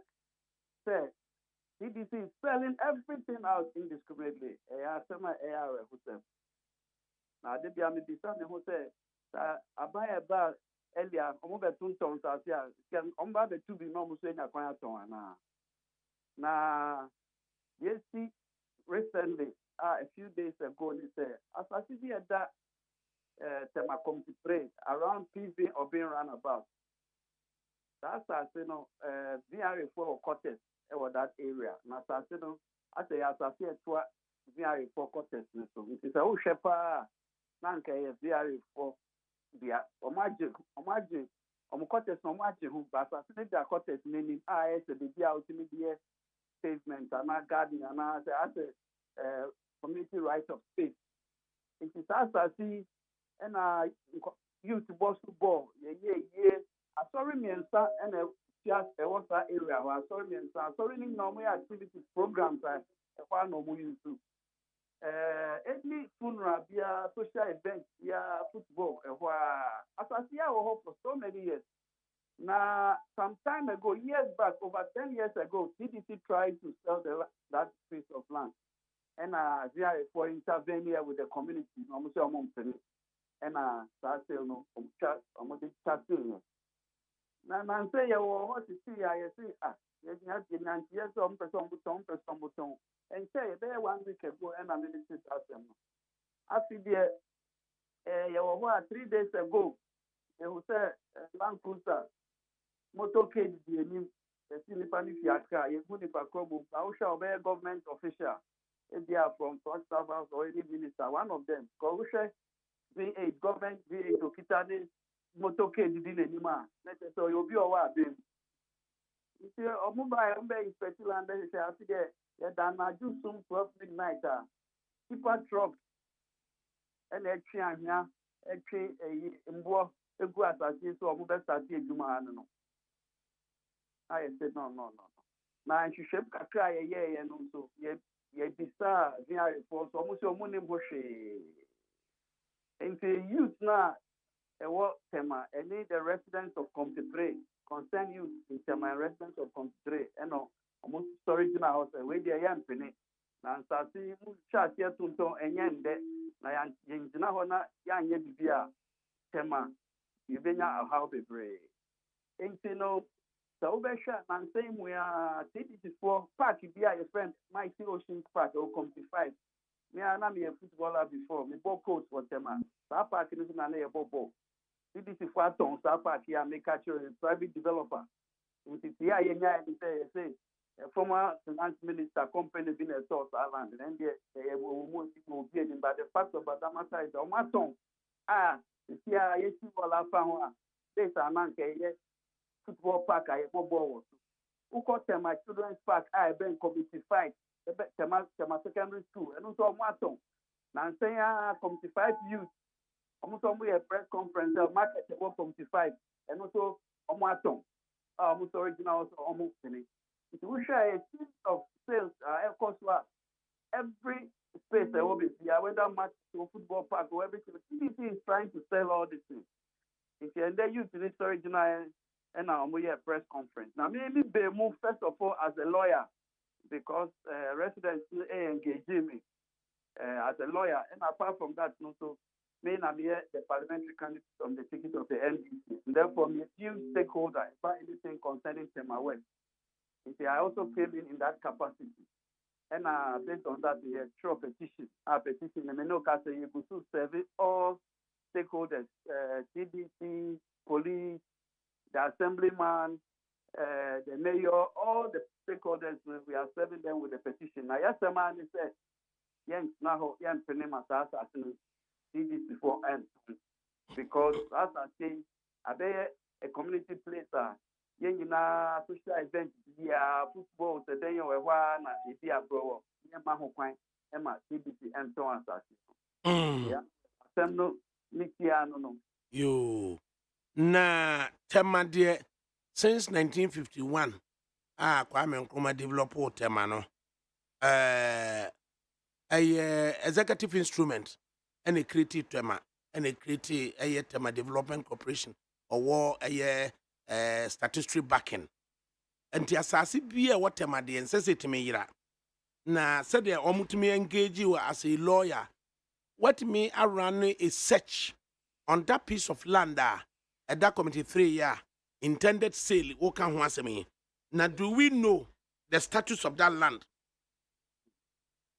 Yo minya sana me kan no first of all no sasa tena asasi ebe adjoining to a friend water river authority almost court. It is a more right over that land. It is just as a matter of fact VR in the only assassin. But from your narration, no. Situated to almost. I said, Ubia who only land be as I said that way, you have a right on that land because when I go as so you have okay, certain right we over are the land. exactly. So you have proprietary right over that land. Exactly. But see, say, yetimi the executive instrument. Let's say that particular land, in the books of Tema Development Corporation, be a commercial lander. Would it surprise you? BBS doesn't exist. About maybe just say the BB Saba, a best surprise one. No, I know for penny because the reason why I am penny is when I'm a kind CDC tried some years back. This is over 10 years ago. And now Christian here because CD who said no, they cannot sell that land and Christian. Until what has changed as is here, this CDC manager, current one, or no the obit me then Abeton. And I make us as I feel to that over the years, community never gain a certain interest because when you see assassination for over 30 years. Law. Yeah, now we are different from community for now walk no. Asama da asase biye da ho bia no, especially tema. Krata da so. Obi de says oko executive instrument 1959 and na govern asase a edakofo dua train station. Ekwa akosi nkoko train station. If I could finish, lawyer mpacho nyabotre. Oh ya lawyer ntina me nyabotra me yaka. Na yenyanti asiye so the community would understand the situation they are in. No man who can be fast or mobile into all lawyer no help us to enrich the discussions. Let me finish. I wanted to ask you a question. Into the American say, Sa executive instrument 1959 no a governor Sasia Kwame Nkrumah Jitu was say enke de ba be ye refinery any ade no and na bi ni ayeso linda door e bi ni ayeso no ma bebre enti said ne eba say ye de kwakoye bibi na lands commission timi de krata aba HS executive instrument 1959 say ni yesi amfanya yamfame tamasemi ho say ye gi tamasase to wadada no over the years 30 years ni ye de abobo ye kofa krata aba say original acquisition no aha ni yesi say ni yamfanya as a lawyer would it surprise you Minia me say there is nothing like that existing. CMA. What I'm saying is a tema is a planned community. And the community be our plan, yeah. You need facilities to serve the community. You need a space in case of emergency, earthquake cannot be equal. Nipa bet me running normal assemble to save their life. Tema is a very well planned city. Now yes, the outlay of the area issue where the demarcations there issue here. There is no way that TDC can grant that land. And there is no instrument except that land to be given out. That land is a reservation. And I can tell me where it's a reservation. And being a reservation, our community may use it for some time, for over 30 years. The TDC cannot go on and allocate that land without even consulting with the community. Because the community have gained an interest in that land. So you cannot just go ahead and allocate, especially so when that land is adjoining or is pertinent to VRA quarters. They cannot just do that. It's as simple as that. And it is not about an instrument or whatever. Kema is a well-planned community. As a well-planned community, there has to be reservations for certain reasons. Maybe in case of earthquake, in case of emergency, there must be places that people can go and assemble. So if TDC is selling land indiscriminately, we cannot sit down because at the end of the day, they are putting our lives in danger. They are putting our property in danger. And we are not going to sit down for that to happen. Okay. And to answer now, who mentioned Children's Park. Now, suggestions about say Children's Park, a former NDC candidate for Tema East, a former Metropolitan Chief Executive under the NDC tenure, a Papani, Kempis Papani Ufusuari, and a ton, would it surprise you? Oh, it's not true. It's not true. Recently, MPP Abamba in America, Uko Children's Park, what Papani Kempis did was to develop the place. Or don't know develop a place or a library. no, yeah, other things at the children's park. When they buy an answer, they attempted to sell it to some Chinese people. And our community needs to rise here. I'm going to press conference here. They our children's park. Okay. See, I mean, no, signboard, you see that land is not for sale. Okay. That children's park premises I'm talking about. Okay, ma'am, just about 2 minutes. Menu I mean, the one making a case. You've told us what exactly is happening. Tema West, constituency chairman of the MPP, Kwesi Bosompem Puku, also was some 2 minute intervention. I mean, my lawyer Kasa, my lawyer Kasa, our lawyer, what's it coming into? I'm not on this line to banter with anybody. Okay. All right. It's lawyer woke up. Kwesi Puku, I can't say me until there. I also not want to banter, but I want. Kwesi Puku, come on, Monfra Kwesi Puku Mrantem na, Yankuya baby. Lawyer reserve the right to not to banter with anybody. Into was stating the facts or say TDC for Thomas Asia over the years, a year owned by a reservation, a year Water River Authority for Edia and on or sister a year children's park is what tema Nena NDC for MPP for President. Kwasi community the also there. On the issue of the children's park, me Kwasi Poku, I sat in the meeting with the General Assembly and the NDC when that land was approved. He said his part right. Now say, the area people raised the issue of change of user. It's a children's park and it was given to be used for children's park. I was told the person wanted to do hotel, internet for resist and it was setting records straight. Number two, on the area, his interest is in law. Number two, I see assassin VR for there. VR for 10 assassin and 10. Now, what does that say that I see a reservation. Who determines a reservation? No, who determines reservation? The CDC that determines the reservation.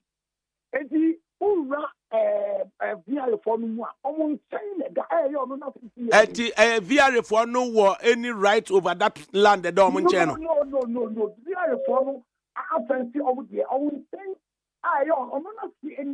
Oh, the dear Nasi the guy it VA assassin adjacent to VR for assassin. Okay, yes. And assassin no, it's under the control of the Tema Development Corporation. Yes. And assassin your reservoir your books motor TDC no your reserve for what purpose? I said that I check on the zoning status. Area on your mixed use on internal area commercial. It's a commercial Assassino under contention, no. A commercial lander TDC a proposes to release it for development and yes. I can say that I have taken my document. I'm not see I'm afraid TDC I take it. Now spread take care no TDC for no engage community na yeden. ADAKABRI policies of what they one of the TDC Alice family. Koko fra Alice na mintimi Alice nin komo before Monday. Na me Alice nin komo na ehunu se e dia na ti me say hwehwe Alice na over the weekend me nin komo ni yan hwe se e dia na TDC person dey asase ne ye TDC on engage community no na on cancer community no the person dey here ADAKABRI me see chairman obi pro sema or sawa no me say Alice ma me yapon me da ase nyame nhyira o me Alice ama na lawyer na we need to go this party gra na asase etimi da wa na so to don't you engage the community then try baby sa akwa na we constituency chairman na ni abre na wo no public defense officer no na up baby na ate chairman quick one disposal of your friends insasi no akwaji bi there ofa me da se na mefa akwanya so atie ada yatie fo ni chairman Isaac Bachu of the National Democratic Congress Shai Usudoku constituency chairman on atene ofa asase a wo kan wasem me ne hwan NDC constituency chairman me ne hwan na makwaji bi afi hwan chen enye bia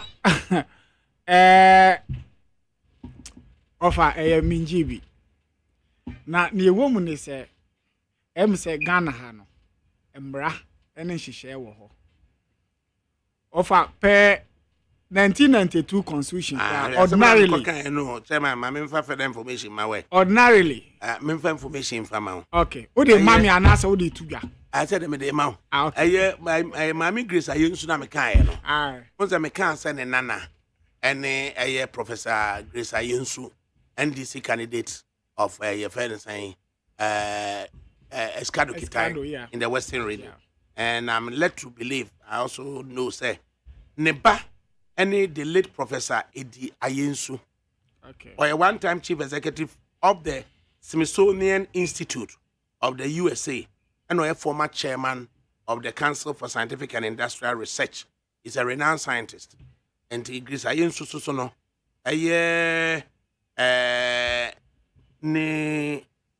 niece, ni nephew, any Alan Kojuche Martin, and the Professor Ayensu no, any Alan a cousin, not just Alan no, ne aunt, any Professor Ayensu no, Mammy Grace Ayensu no. It was the Yenina back on. Alan who free for Alan name Mammy if free a year a jusso, and name Mammy Papa if free a year Elmina. Into name Mammy Papa no, and a relative Ayensu no, Professor Ayensu no, a Grace Ayensu no, so into name Mammy no, a Mammy free a jusso, Donaso, and a Shreso.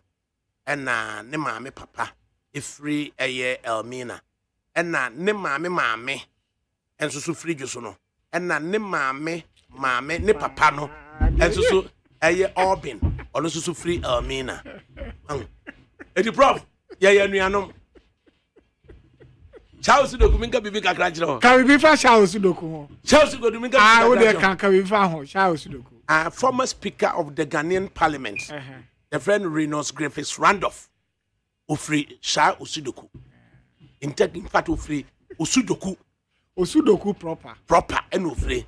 Into Neba, your friend Chief Junior Griffiths Randolph, also known as Apepe, Opewe, Niniaba, and Rebecca, a good word. Now, over Mrs. Commonwealth or now, Sab TV, your friend Pepes. Yeah, but I continue to be on my own cast man. Cast man. Nana Jimaso so. Nana Mekari. Nana Mekari. Well, they're posse. I crown. Ofaka. Yeah, no powerful and one year. Of our posse, Ofaka. Mambo brick. We are say why by us. Menim no asre so. Wo na aka ase menka Osudoku asem na. Oh, say ubisa kwa na mama ka se ka. Na maka. Na me se ne de am powerful and one year de anyum. Self and break. Osudoku for mama ya de se mama Speaker of Parliament. In fact, Latefo so am Speaker of Parliament. JR Siedu. Oh, Siedu. Siedu. Also free latte. Okay. Ono na ne ba Big Joe. One Pa Thomas ebo sa anyu sika ye moja. Aha. Sika ye. Inti Big Joe ware Pa Thomas nuaba. The Big Joe ne papa ne JR Siedu, former Speaker of Parliament. Nkruma time na. Koko sua de say utumri anu a chresie. Eti JR Siedu so free latte. Koko check it for former Ghanaian Speaker of Parliament. We research into na me dey. Eti me entie when say won sensemi offer me patcho we dey we mu no motonton sase no. We mu no motonton sase. E ma yes sase say wa. Na what is me makoto asase bi. E say we got asase. For na to asase. Chief executive no to asase any mu party management of the microeconomic challenges are Ghana grofo famu a individually ye resolve more no. The macro challenges, no, global challenges now are impact on Ghana. You caught into that debt trap, no.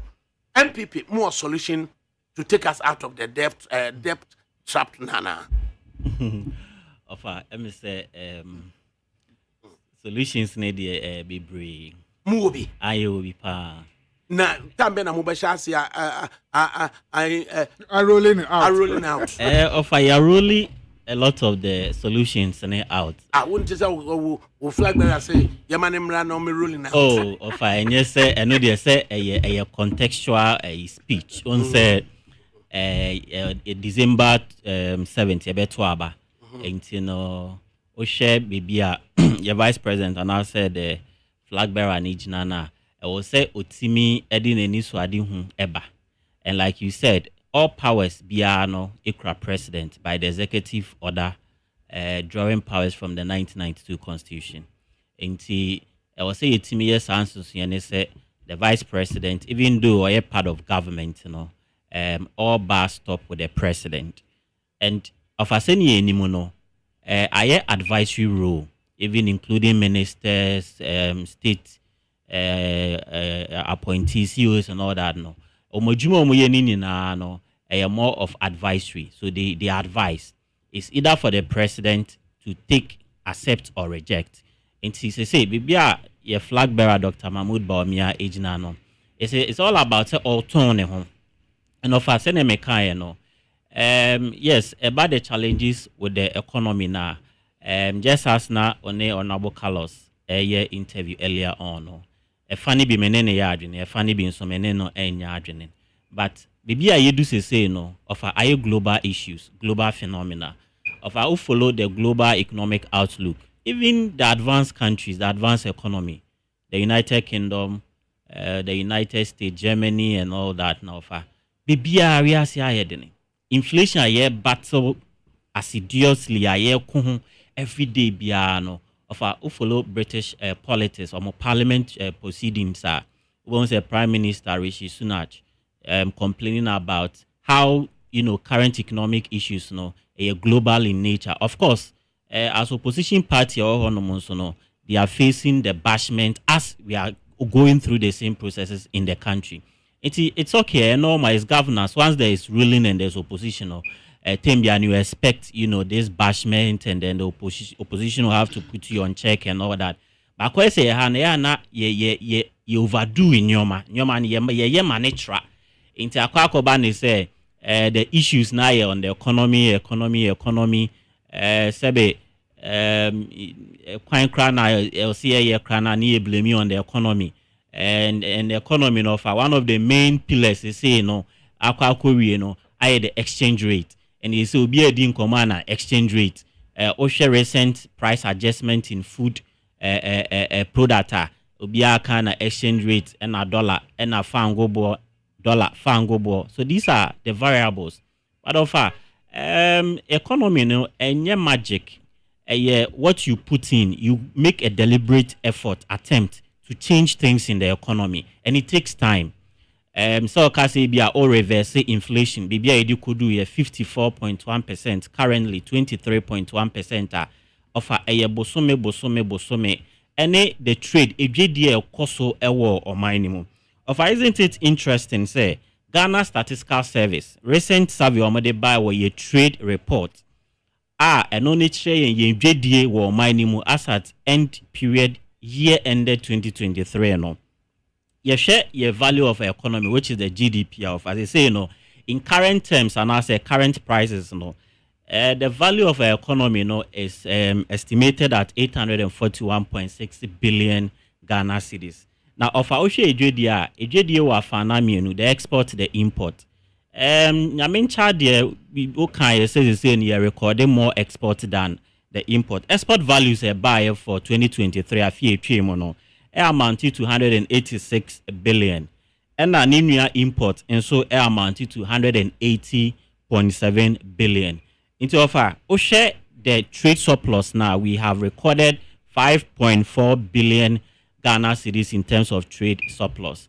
And sad year we no and na eba boa ama economy etimi are restored to the original level and as a pre-COVID level. Do we have a plan of action? We can look at it and say demonstrably that plan we can help stem or solve the problems that yes, the plan is embedded in our industrialization drive.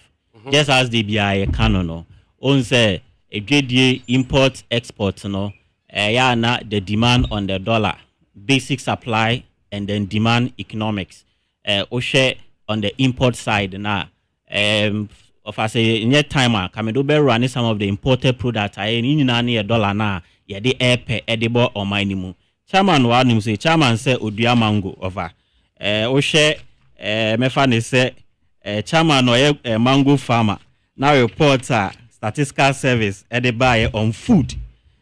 food of food importation and I say mango export for a few a year 2023 603 million Ghana cedis and chama a farmer anum say and this is export values for only mango product say Ghana so graphic is telling us yes. 7.3 million Ghanaians face poverty. Oh, here and food import. Yes, maybe offer. You see, some graphic reports here on Modeba churning out poverty issues. I think say previously, we had the same issue and now World Bank for a report about the poverty level. Offer, it is okay.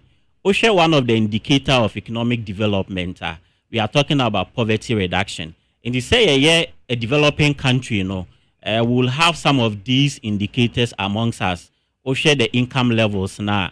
Your middle class, upper class, and then the lower class. So the category of individuals, people will fall below the minimum wage level, and we can classify them as what? Poor. And that is why our bino this social interventions program, EBEBA, EBI, ASA, we are having access to education freely. We are having access to accommodation or housing.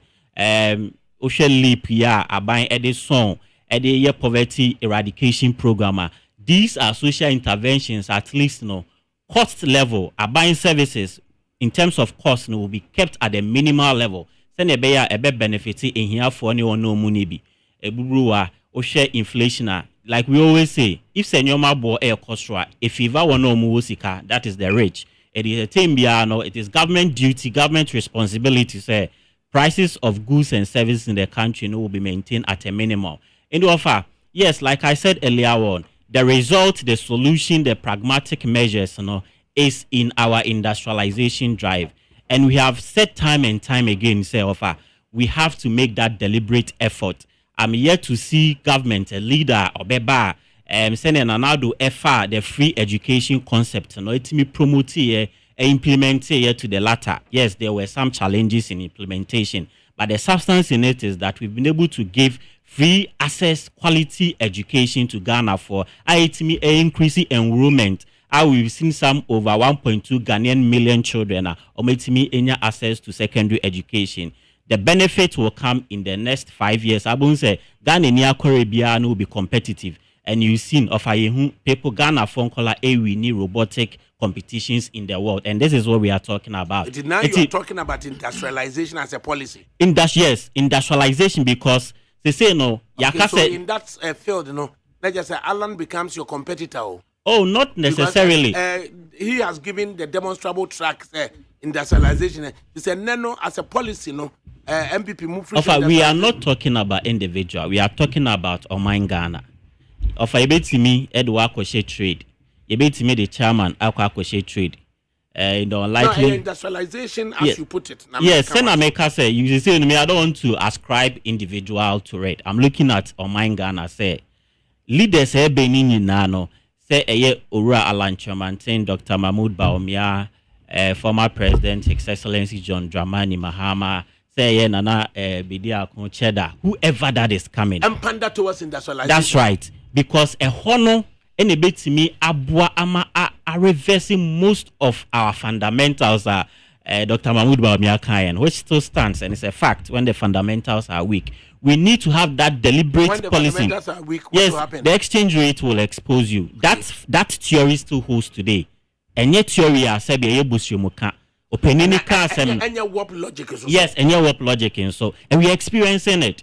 So we have to invest more in the fundamentals. And in the fundamentals, we are looking at import substitution. Import substitution. That means you have to empower your local entrepreneurs to go into rice production, to go into manufacturing. Yes, to say the chairman now of our share import of some of items in neighboring countries. Yes, Burkina Faso, Togo, Cote d'Ivoire, of our yes, all these things we have to do it into food import. So okay, chairman Menka food import. Food import Menka said the total export in terms of food a year 33 billion 514,747. That is our export. Yes, the total import, no, they may kind of export, but the total import food amount for the year ended 2023 is 26,700,404,000. So still, and we did more export of food than the importation of food. Offer. So me run it to we have some top 10 food importer Yaka cereals and green mo. You share rice, you share nut, frozen cuts, and I say offal of fowl. Akoko foods ya debia you can was me. You can sugar. You name that.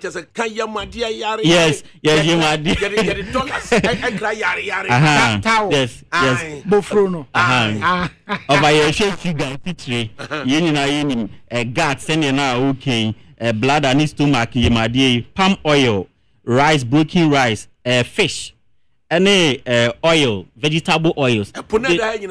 Fish. Yes, these are the things that's all share for your importers here offer. Kofa and Amni beef in Mauritania. Only on wouldn't come out.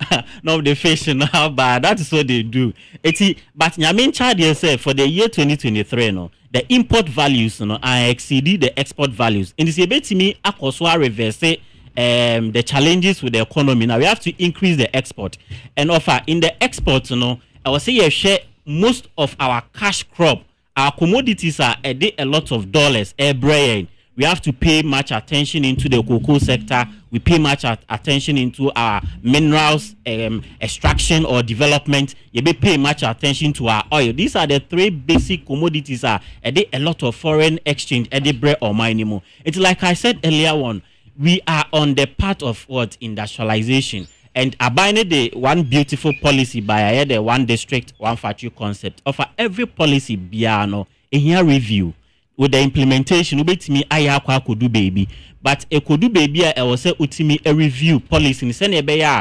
reflected the current economic conditions. We have to do that, and I support every research paper.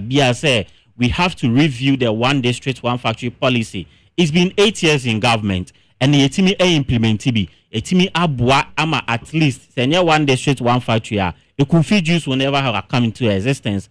Today is doing so. The ministry as a government outlet, yes, as opposed to one minister making the difference.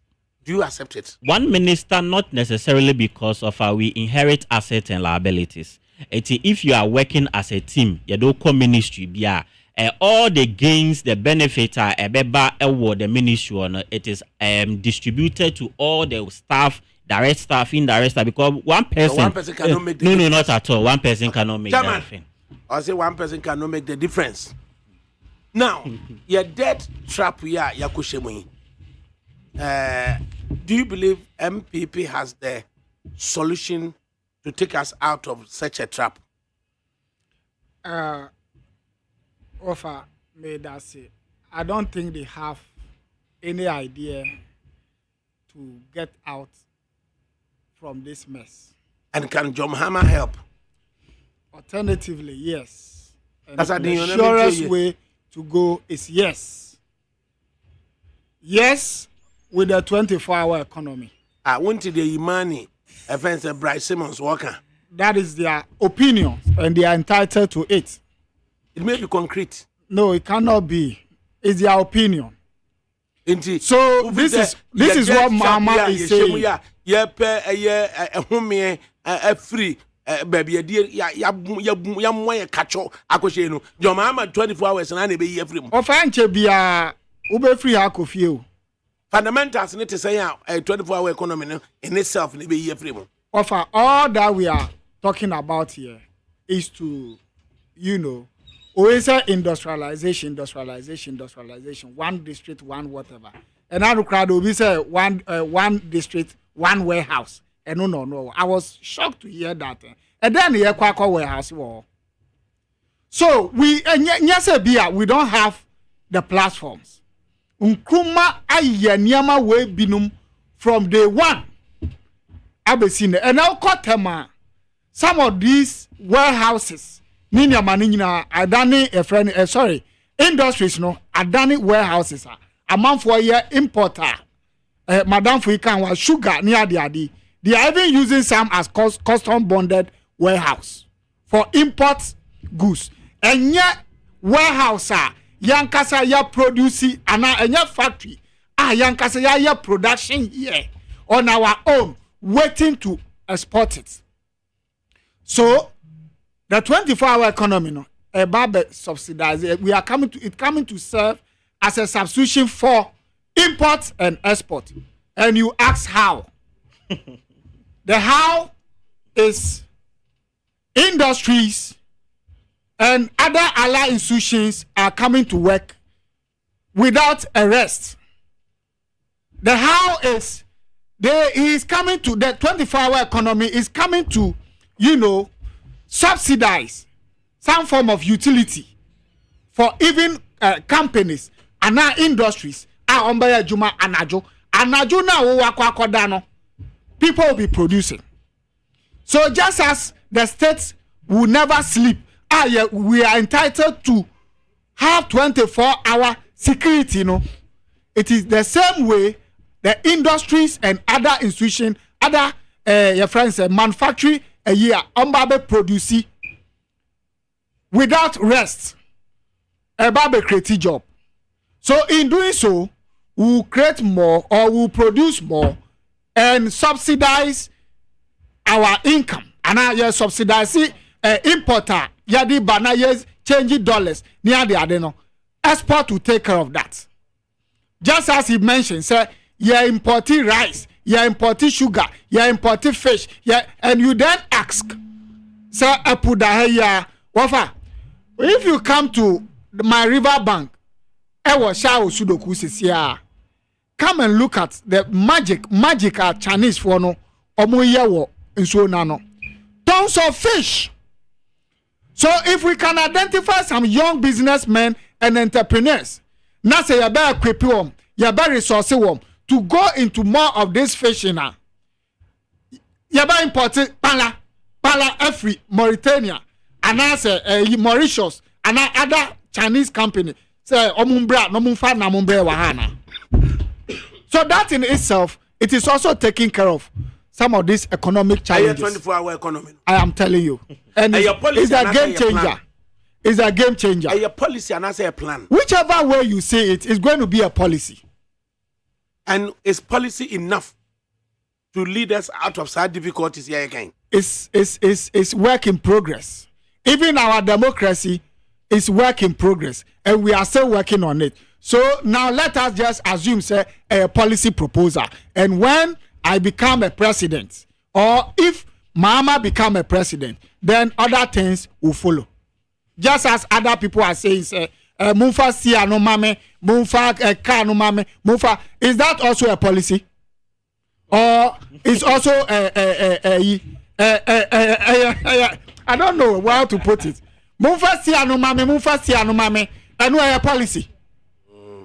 What for me be a policy, Anna? Oh, and they said that a policy. It doesn't show to any first year no mami first year and we a policy. But this is a comprehensive policy with deliberate and show direction. We are explaining it into details, and we are telling you how this thing is going to be implemented. The benefit, the pros and cons, and then the targeted group. They say, besides a way policy announced. Former President John Dramani Mahama, echo my speech. Abra wani TUC for Shia, of which TUC for no can say. So the speech, and the mention of the 24-hour policy, 24-hour economy, a game changer. Yeah, so indeed, it's a game changer. How can you hop on a single speech delivered to the TUC? Na your challenger your war. Da bia no ye normal nko yie e magese ye kobobusia. Ti ye bebobusia no nti onum se enye yie man no. Enti na yate World Bank, enti yate IMF. Samokwa na anye yie amamo a na maba na ya bail mu out na ya kire mo de mo nkonkoye. Now, that vicious cycle of ye bobusia ye de ye ade a enye yie no. Ye say enne, ye pese ye industrializing. Ye pese ye go beyond tackling just the microeconomic challenges no. Na ye share the macroeconomic challenges no. How we can come out of the debt trap no. We see 24-hour economy. And ye debate. That what I say, we and yes, one kasa you have not taken your time to read the thing enough because it cut across speech 24 not speech one. If you have a plan and you don't table it out, how would it be our plan? And I have say, my president, Yera, also come despite our plan. That's our dream. Not until sir. Only what discuss it. No more started implementation. How many stations did you started with? Musari Yana, one station. And Ukrano, he started somewhere. He met with certain people. So these are the ideas I have. Me personally going to media. Me personally here way. Me personally here way. This is how I want to go. So that define even mission. Chairman. What you say? Chairman. So me offer I'm building my point too. What and you say you don't just hear say 24-hour economy. Now I can say a game changer. Who say and your slogan. Take your time. It cut across every sector. Every sector of the economy. What the British Prime Minister Margaret Thatcher did that? Martini did that. Our very important plan B. I'm friend a wealth of nations. Of I say we are talking about 24-hour economy. For which you are contesting say a policy and not a plan. And I'm explaining it to you. Say who pass here British. I am telling you, say 24-hour economy.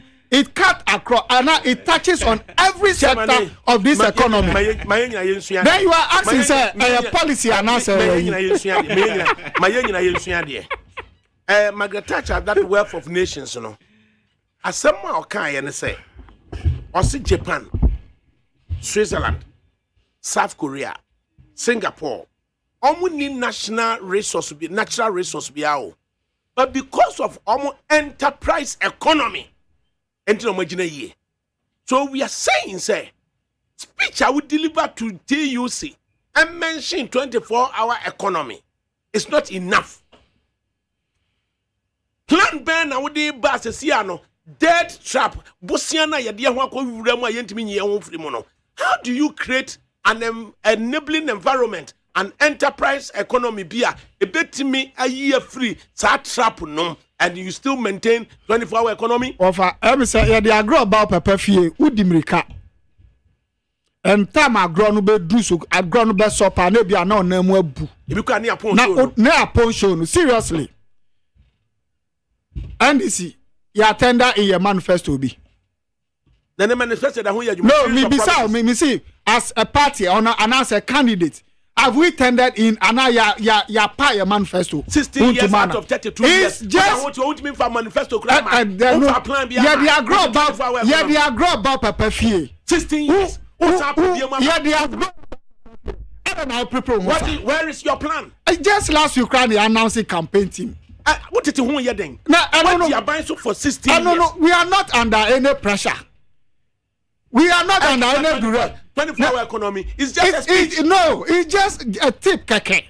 And no pona and we shaky grounds no. And when if you take your time and you read Alpha to Zion about 24-hour economy, who's a touch on about 80 to 90% of every sector of this economy. A single speech. A single speech. You are seeing it as a single speech. Anytime I say, I challenge you, take your time, go back, read that speech. Go and look at the 24-hour economic concept very well and look at what is in there. No, just take your time.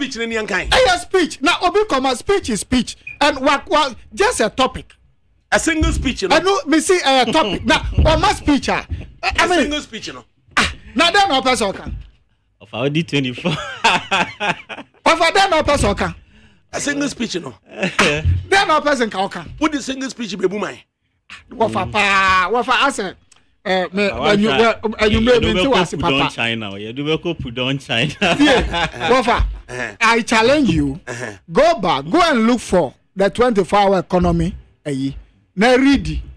I don't mind if we can repeat this again. Let us deliberate further on the 24-hour economy. And so we are saying that is going to be the game changer for Ghanaians' economy. Take it whether micro or macro or whatever. Nyami adman next week, you know. Your first speech, you know, or deliver your 24 economy, no. Now you share no. Paragraph by paragraph. Okay. You say that speech, is it enough to govern this country, given your circumstances here now? Offer. First speech, who could read this speech now? Kona kind 24-hour economic, no so. Go and read. And yes, will be now. There be a job in here. All the accoutrements. You just associate all those things with him. The speech, and then.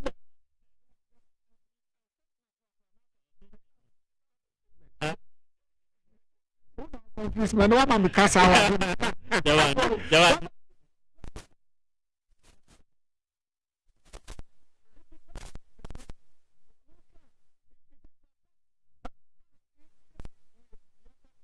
No. I don't know. Let me say. First year, man. Oh yes.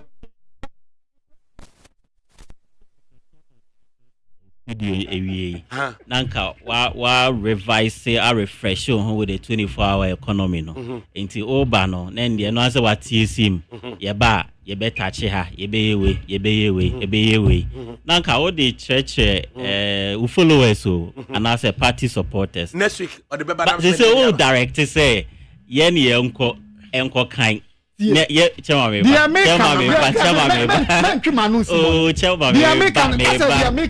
the American be our on tia because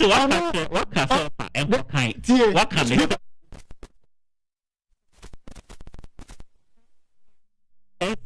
any plan and what is am say a speech or come of any baby okay of economy running 24 around the clock is 24-hour economy. That is what the mantra no more you know, but it's supposed to be driven by the basic principle of economics, which is demand and supply.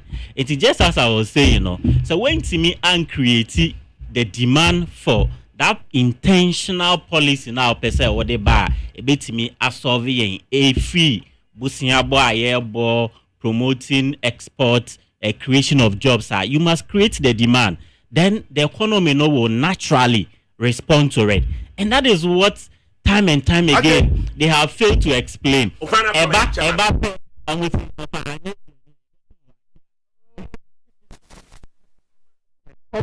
Comment because the American and I won't ask you. Hey, the comment I will take you on. Offer, but I see Aquania we are one moment. It's next week. A speech, you know. I was me final call. Mammy, you me comment. Over for speech in the back. What mommy opportunity and be final comment. I've had final comment is what's urgent. Offer me that say. Now, Michelle, next week me back with the book, baby. No, with the book, baby. Yeah, in agreement. Over the 24-hour plan. Offer me back with the book, baby. Mammy, your speech, Yepe speaker. Don Dramani Mahama. Or could deliver the Trace Union Congress. In which or mentions 24-hour economy. I hear the cliche around which they can asem. Ni young share. Say, is it a statement? Is it a speech? Is it a plan? Is it now one so bad? UPSC, Nana. Bold solution for the future. A bold solution. Of our mama commit me a canini. Now, a year I'll cast a NDC for your position. Bakupa no maka any sen when ya won tokwa you. 24-hour economy. Mika no na di oye na nyina ba you. Enti bi den kan no so to so an den kan. Adi abachi. Ya pass that Emfama chairman Isaac Bachu NDC Shao constituency chairman. The man closed with the 24-hour economy. Who will come next week with the 24-hour economy speech at John Dramani MI to the Trade Union Congress. Now so edible solutions for the future. That vision statement also Dr. Muhammad Bahomia. Basiari mami. Also remember Niyakin Kai. Niya say practical planner. A year dead trap ya yakwakushimi. You bet me a year one free manner. But for now, dear, Abnamoe, any papa Bigola, Ulakwaku Michael, and a DJ foreigner. I'm gonna dear Kofi. Normally, I got Jojo. Who's not here neat 100.9 FM. ADAKABRI Mudu Osioma.